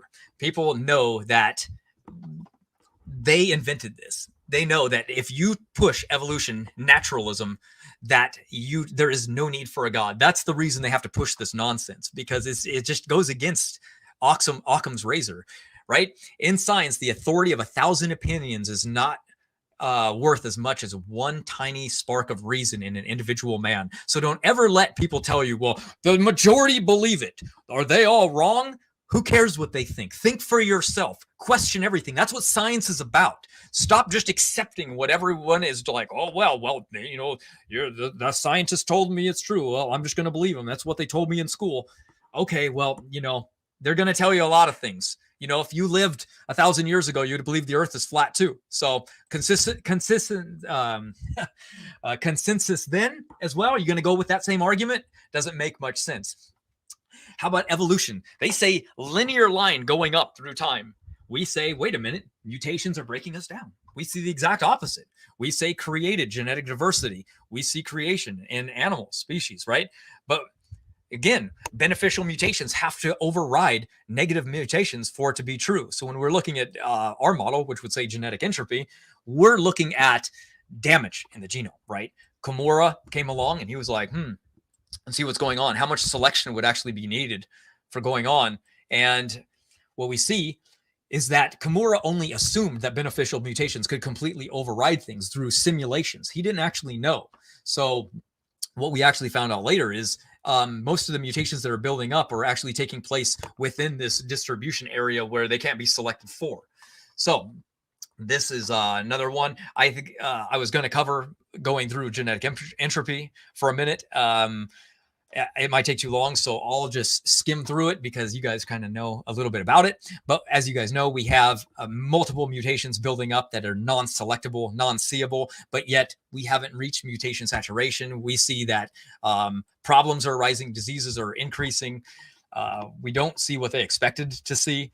And when we look for these beneficial mutations, they just infer that some could happen, but there's not enough, guys. There just really isn't. The great majority of them, 99%, are harmful in some way, shape, or form.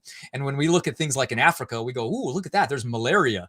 Malaria is taking place, and this isn't good. I mean, 300,000 babies are born with sickle cell, and 50 to 90% will die before their 5th birthday. So yeah, it's true they don't get malaria, but they're dying from this mutation anyway. So it's helping, but it's like, you know, hurting yourself just so it could happen. It just so it can help a little bit. It's like evolution is just trying to make you survive, basically. But that's all that's happening, is barely any survival. So we see a buildup of these new mutations every single generation, and it's based on the age of the father. And now we're starting to really learn that, wait a minute, most of these silent mutations are harmful. They're not neutral. And that is unexpected at a point of where they say that 75% of synonymous, which they always thought synonymous mutations don't have any effect on something at all, are actually harmful. That was really, really surprising. And what we know now is that these random mutations, they even admit that they're not leading to the type of evolution that they need it to in the textbooks. Because remember, they can say evolution can do anything. It can go left, it can go right, it can go up, it can go down. Well, that's not what the textbooks show. The textbooks show a linear form of evolution. So that's what they have to prove. Don't ever let them tell you otherwise, because it's just absolutely ridiculous. And too long to go over some of these. And most of the things that they actually thought were beneficial mutations are more epigenetically regulated than anything else. And epigenetics doesn't even change the gene, and mutations are what change the gene. And if it doesn't change the gene, there's no evolution. So epigenetics is a really good subject. It's a fun one. It really shows the limit for what we thought evolution really have. Then we have the waiting time problem, where again, another huge subject, where there's just not enough time for evolution to be true when we go through the simulation of DNA changes required based on mutations, beneficial mutations, rising and reaching fixation. It's just not there. So we show that the waiting time problem is very severe when one or more mutations is required to establish any new function. And evolution needs new function everywhere you look. If you're going to turn something into the ability to fly in multiple different organisms in every single different environment, you're going to need massive amounts of new functions to get there.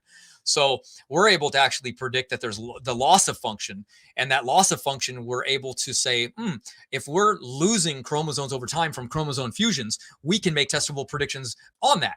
And therefore, we can actually trace back lineages based on where animals migrated to, how much farther they got away from the ark, and then trace those back to more of a chromosome count. And therefore, it performs in the function of showing us that the biblical model of ancestry is more true and giving us an indicator of what animals were probably on the ark, rather than their counterpart species that later came about. And we can do that by tracing chromosome fusions. That's in the young Earth creation model. And then Dr. John Sanford came out and said that he hypothesized that the humans will go extinct after 350 generations. And as you know, from the Y chromosome, we're about at 150 right now. So that puts a time limit on humans and pretty much all life in general. But that doesn't tell us anything except for more testable predictions. And again, Mendel's accountant is the simulator that was run for this. And a lot of people don't like Mendel's accountant that are atheists because it completely destroys their paradigm of evolution being true. And they say, who cares about Mendel's accountant? Well, I'll tell you who cares about it. The National Institute of Health, the NIH, the largest health organization on Earth. They don't use the evolutionary model. They use the young Earth creation model because it is the true model. It doesn't care about the fight that we're having between creation and evolution. It only cares about what works. And if evolution worked, they would be using an evolutionary model of prediction. And it doesn't. It uses ours because ours is what's true. It's what we see. It's what we can test. It's what we observe. And it's the one we're making testable predictions on. So why are they choosing the young Earth creation model if it's wrong? If they say, oh, it's garbage. Oh, really? Oh, it's garbage, is it? They're using it with success. And they don't care about the debate going on. So that's destructive. And the final conclusions is beneficial mutations can't keep up with the deleterious ones. They're not strong enough to override it. And if they are strong enough to override it, it actually makes things worse because it speeds up the negative ones, which I forgot to show you the slide on. But it's okay, everyone. I'll give you the the books after that. And as a reminder, we are going to be having the special creation handbook being worked on right now, and it got updated again this morning, but it will be ready in like literally probably 2 days. So be ready for that one if you want more information on genetic entropy and what we just talked about.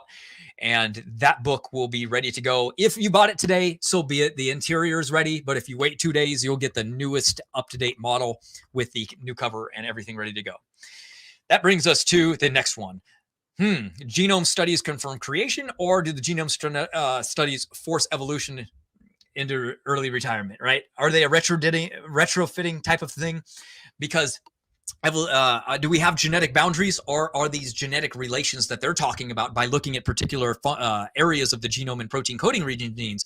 Is that showing us? Well, that's what the Rockefeller University study of 2019 actually showed us, is that it showed us that there were clear genetic boundaries and that you can trace these things back to a bottleneck, and there's no species in between them at all. That was exactly the opposite of what they expected. They expected a hierarchical pattern going back to a universal common ancestor. Instead, they found linear lines of a separate ancestry coming out of a bottleneck. Humans, fish, chimpanzees, gorillas, all of them at the same time coming out of the same bottleneck. All of the things that they said, no, we converge. No evidence for any of it. And the evidence, they said, was so surprising that they fought against it. That's right. They had to tell themselves, like, whoa, what's going on here? So again, all animals the same age? That's right. They were the same age. 90% of all life, genetically speaking, is the same age. And that means 10% of all life that was in the past went into a bottleneck, and boom, 90% now that we all have came from that 10% that was on the ark. Guess what evolution did not predict? Exactly that. And yes, that's right. The population included anchovies too. That's right. Fish went through the bottleneck. So they can't say, the bottleneck was just some, random thing that was for land life, or maybe it was just a volcano that wiped out some things. Oh no, global, completely global. And this debunked what they know about evolution of species. That's right. So they've tried to say, they had to go back and write on the top of that study, no, this doesn't debunk evolution, it confirms it. But guess what? It doesn't do that at all. It completely destroys their theory. And if you want even more on that, make sure to watch the video called Genetic Boundaries on this channel. Go back. I recommend it. It's very, very powerful, because what we see are living species going back in a single line of ancestor to exactly the same species of the family, right? And then a branching out from that, exactly what the biblical model predicted.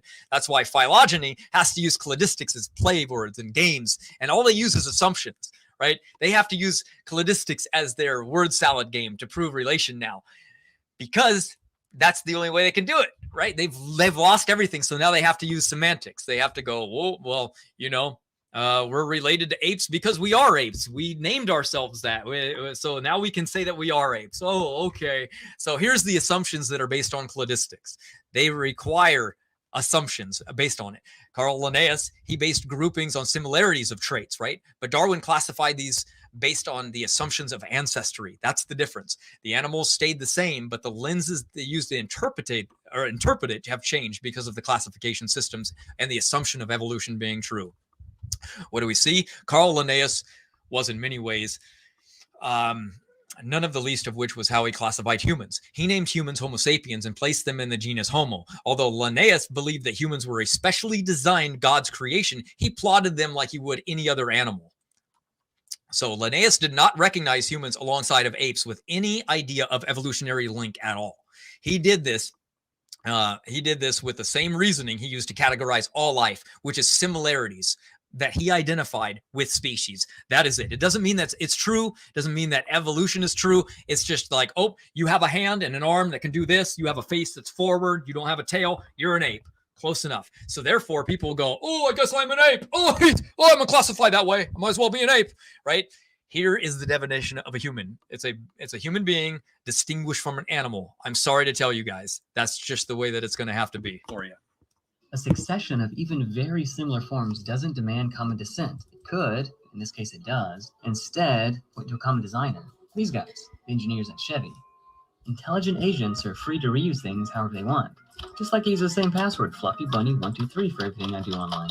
So the question remains open, is homology due to common design or common descent?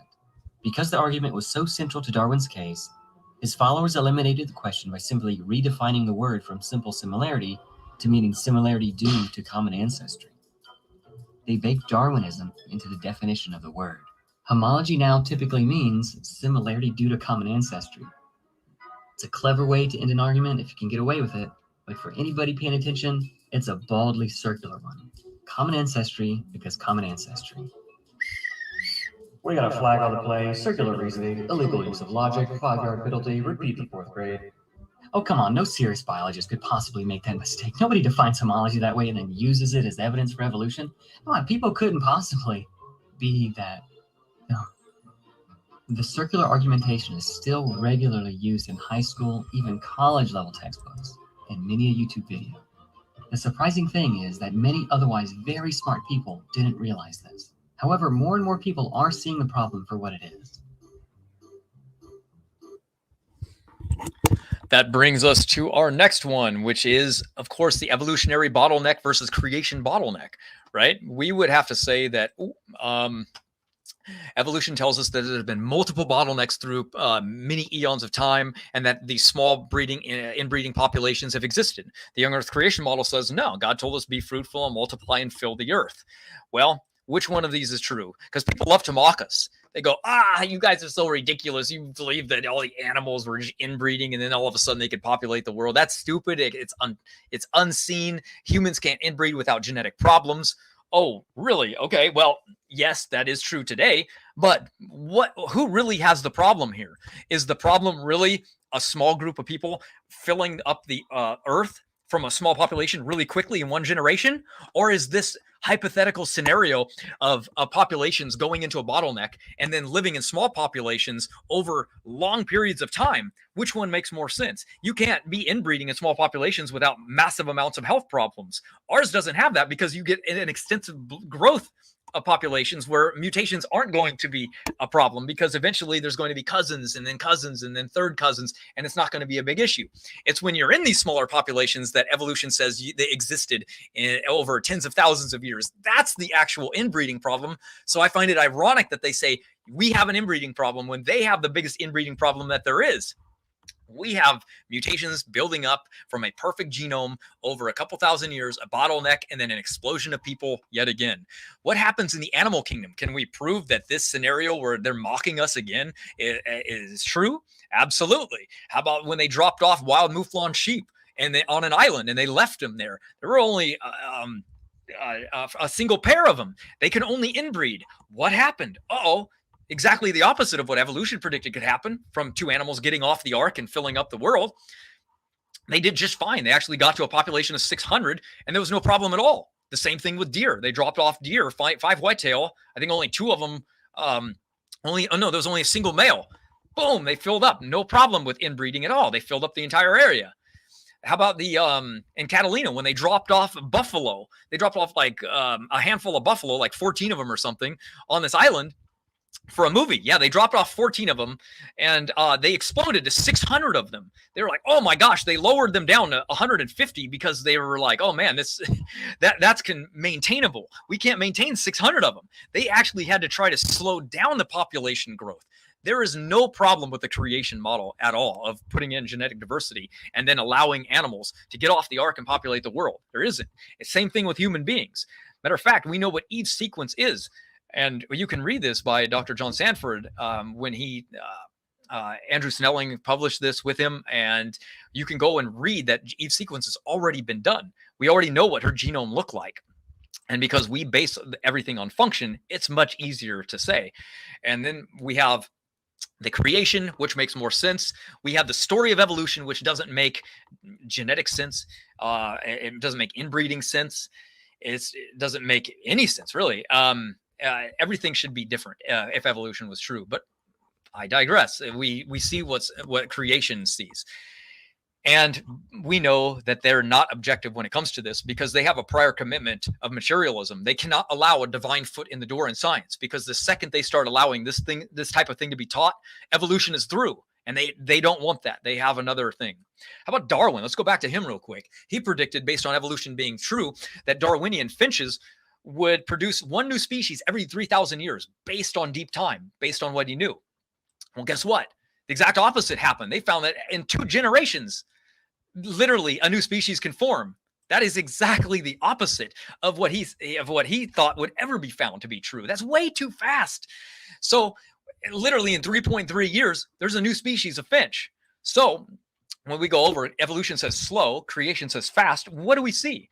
We see animals evolving way faster than they ever thought, ever predicted.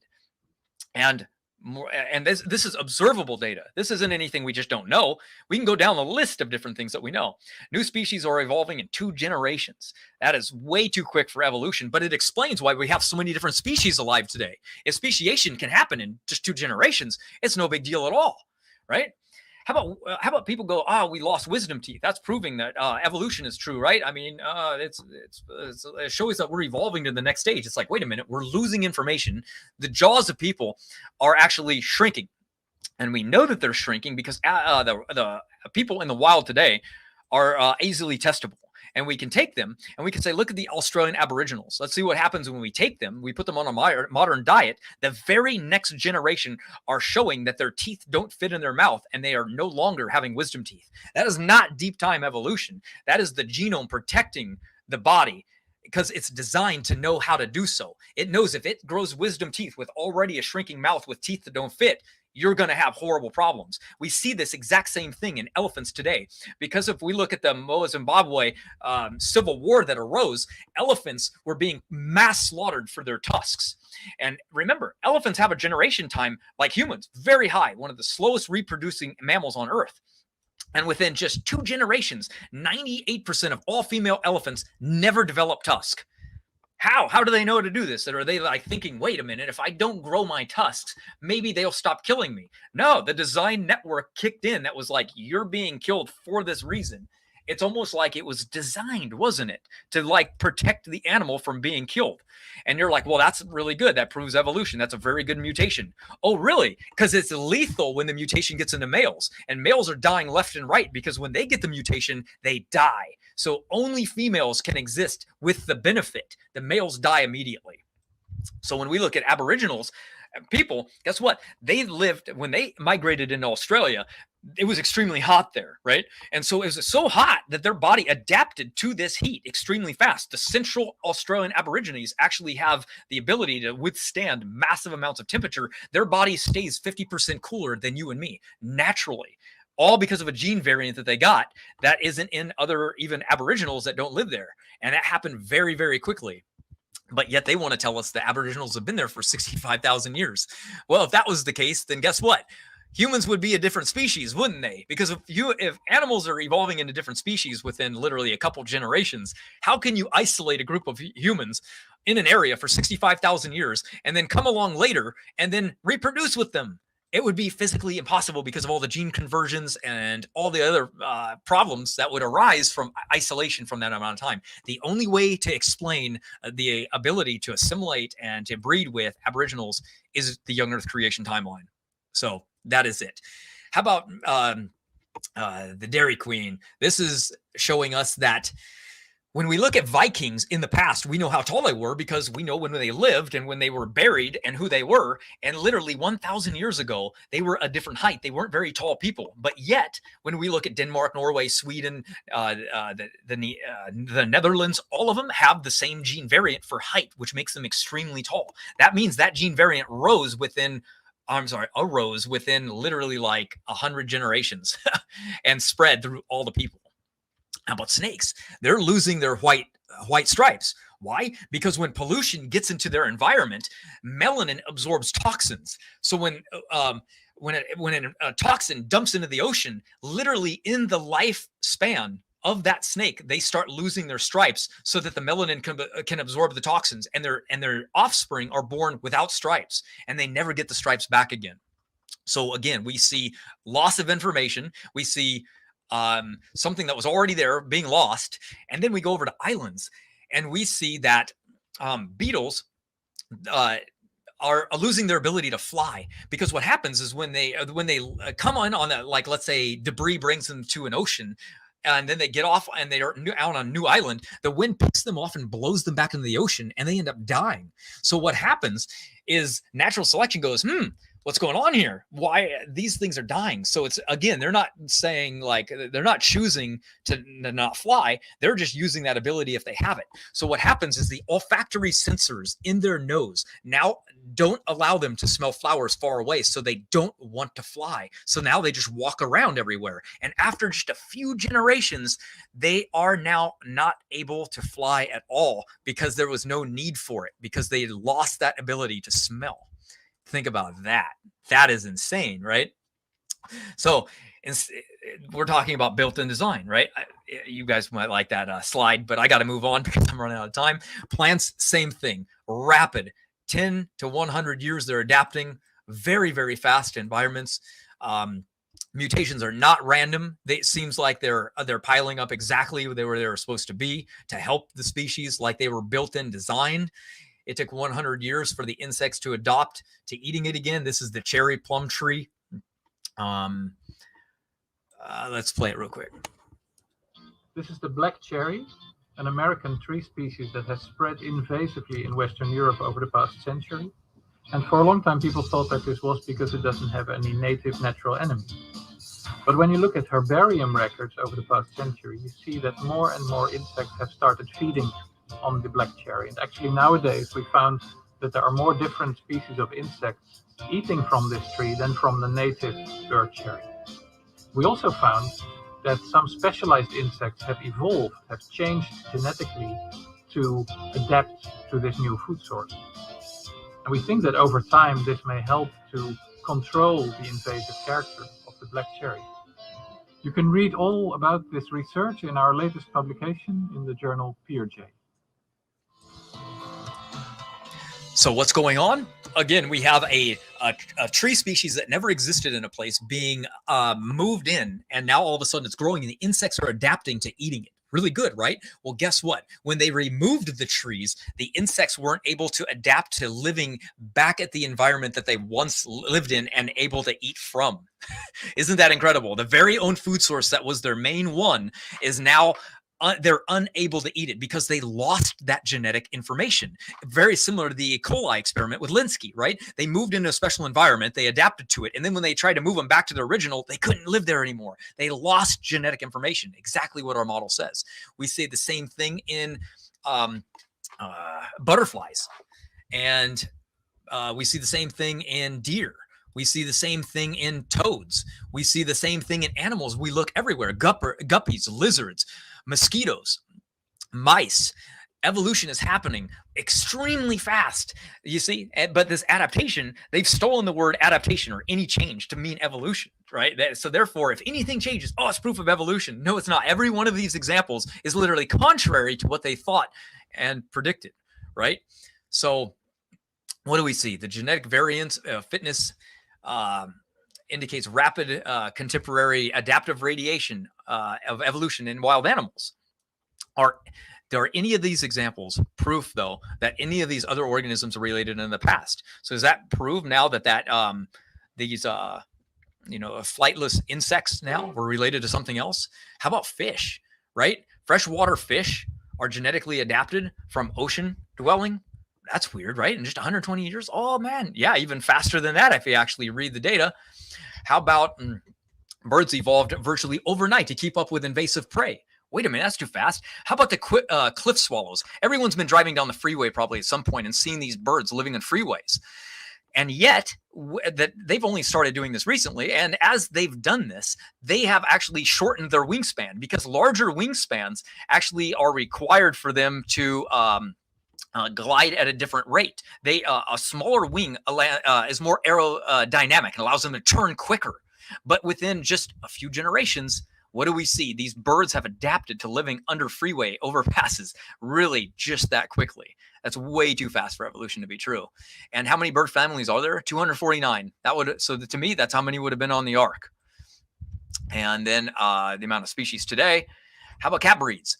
Wild cats, there's not very many of, but in breeds, there's tons of them. So we see the genetic diversity going on inside of wild animals, and we see the limit to what evolution would be able to produce, and it's not that much, guys. So how about rapid evolution in kinds?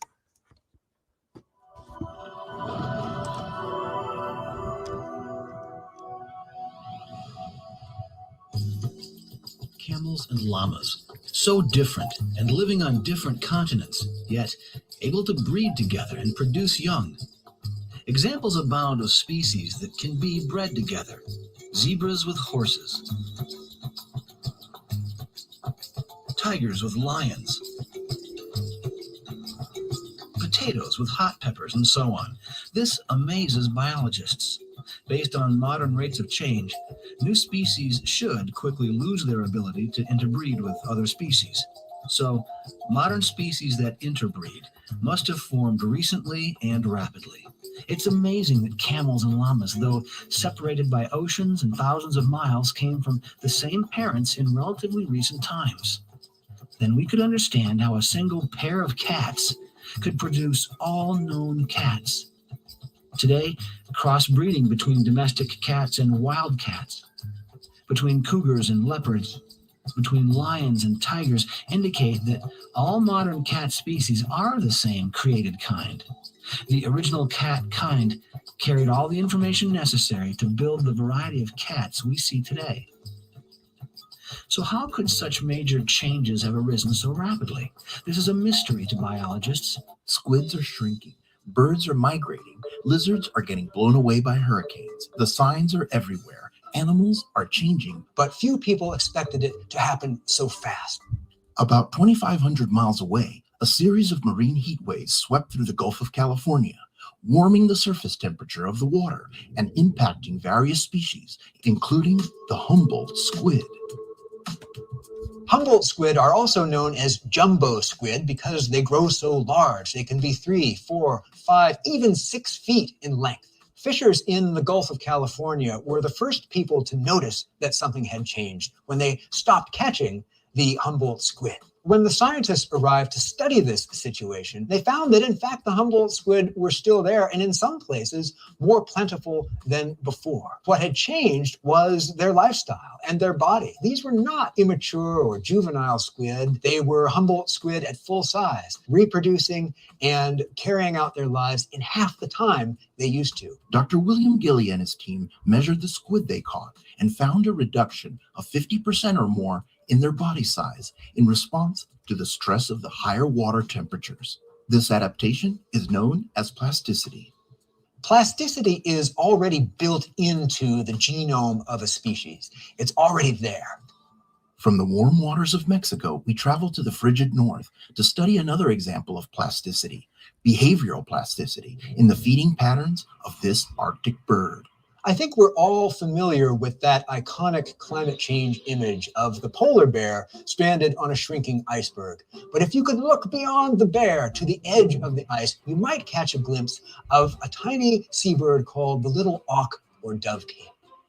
Dovekies feed along the edge of the ice floes where there are a lot of plankton, and that has been their strategy for thousands of years. It worked just fine until the ice floes began to shrink and retreat farther and farther from the islands where the dovekies breed. And you can imagine, as that ice gets farther and farther away, the dovekies have longer and longer to travel to reach a place where they can get food for their offspring. And they have long been predicted to be an early casualty of climate change. French scientist David Grimley and his team placed transmitters on the birds and wondered how long they would need to fly to their usual plankton meal, which was now far away at the edge of the retreating ice. So when they gathered around to collect the first batch of data from their transmitters, they were astounded because instead of flying an hour, the dovekies had been in the air for less than 4 minutes. David and his team realized that the dovekies had found a new food source right on their very doorstep. At the mouth of the fjord, where the milky blue meltwater from island glaciers was slamming into the dark, cold currents of the Arctic Ocean and creating this place of plenty for the dovekies to feed upon the stunned plankton. The dovekies continue to thrive by being flexible enough as a species to switch up their traditional feeding patterns and adapt quickly to a changing environment. Plants and animals all over the world adapting their behaviors, sometimes changing their bodies, sometimes even evolving in response to climate change. We can take inspiration from plants and animals in terms of our own response to the crisis. After all, if a tiny lizard can evolve in response to climate change, then it stands to reason we can change some of the behaviors that are bringing it about. Just so many examples, time and time again, of this rapid adaptation that was never predicted by evolution. And so we've run out of time, I guess. So I'm going to have to skip junk DNA, mutation, saturation, longevity, genetic potential, vestigial organs, leftover remnants. We're going to have to stop on chromosome 2 fusion, races. But one thing that I do want to finish up is predictions. And we have 3 novel predictions that are going to be made right now tonight that I'm going to break down real quick. We are going to say that ancient mummified Egyptians, animals and people, are going to have fewer mutations than people alive today, going back and making predictive power based on the young Earth creation timeline. Meaning, if evolution is true, they wouldn't really have very many mutations different than us today because obviously, they only lived a few thousand years ago. So not a lot of mutations will be there. But in our model, it was near this is almost 4,000 years ago, right? So they're going to have a lot of mutation differences from us. Another one is ERV knockout prediction, the more beneficial than not, and fewer orphan genes in Africans and the Khoisan people. And the reason why is because if we're going to make predictions based on these things, if we see going backwards, ERVs we're going to say have function. And these functions are going to be more beneficial than the detriment that they actually bring. And as far as orphan genes, we know that on a study that was done with flies where we forced them into reproductive isolation, and we took younger species, our flies, and we forced them to breed and produce offspring, they eventually lost their orphan genes. So that would mean then if Nathaniel Jensen is right, then what we would do is Africans are actually reproducing at younger rates, then therefore they should have less orphan genes within them as a human population. It only makes sense, right?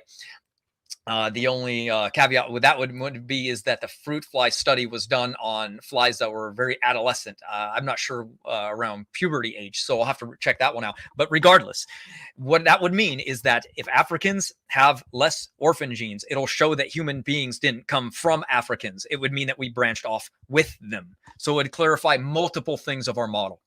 So again, if we're wrapping this all up, we explain genetic diversity better, we explain genetic similarity better, we explain mutation rates better, we explain human origins better, we explain phenotypic diversity better, the fossil record better, bottlenecks, human migration, inbreeding, population growth, history, junk DNA, disease better, vestigial organs, we make better testable predictions. So when I see clowns like, other people, atheists over here just saying, I don't see any evidence at all, they're just looking through the lens of what they want to already believe to be true. I recommend people reading Replacing Darwin and Traced. They're advanced books, but they're a good reflection of what the young Earth creation model is. I wanted to thank Discovery Science for the videos that I popped up and used, those little cartoon ones.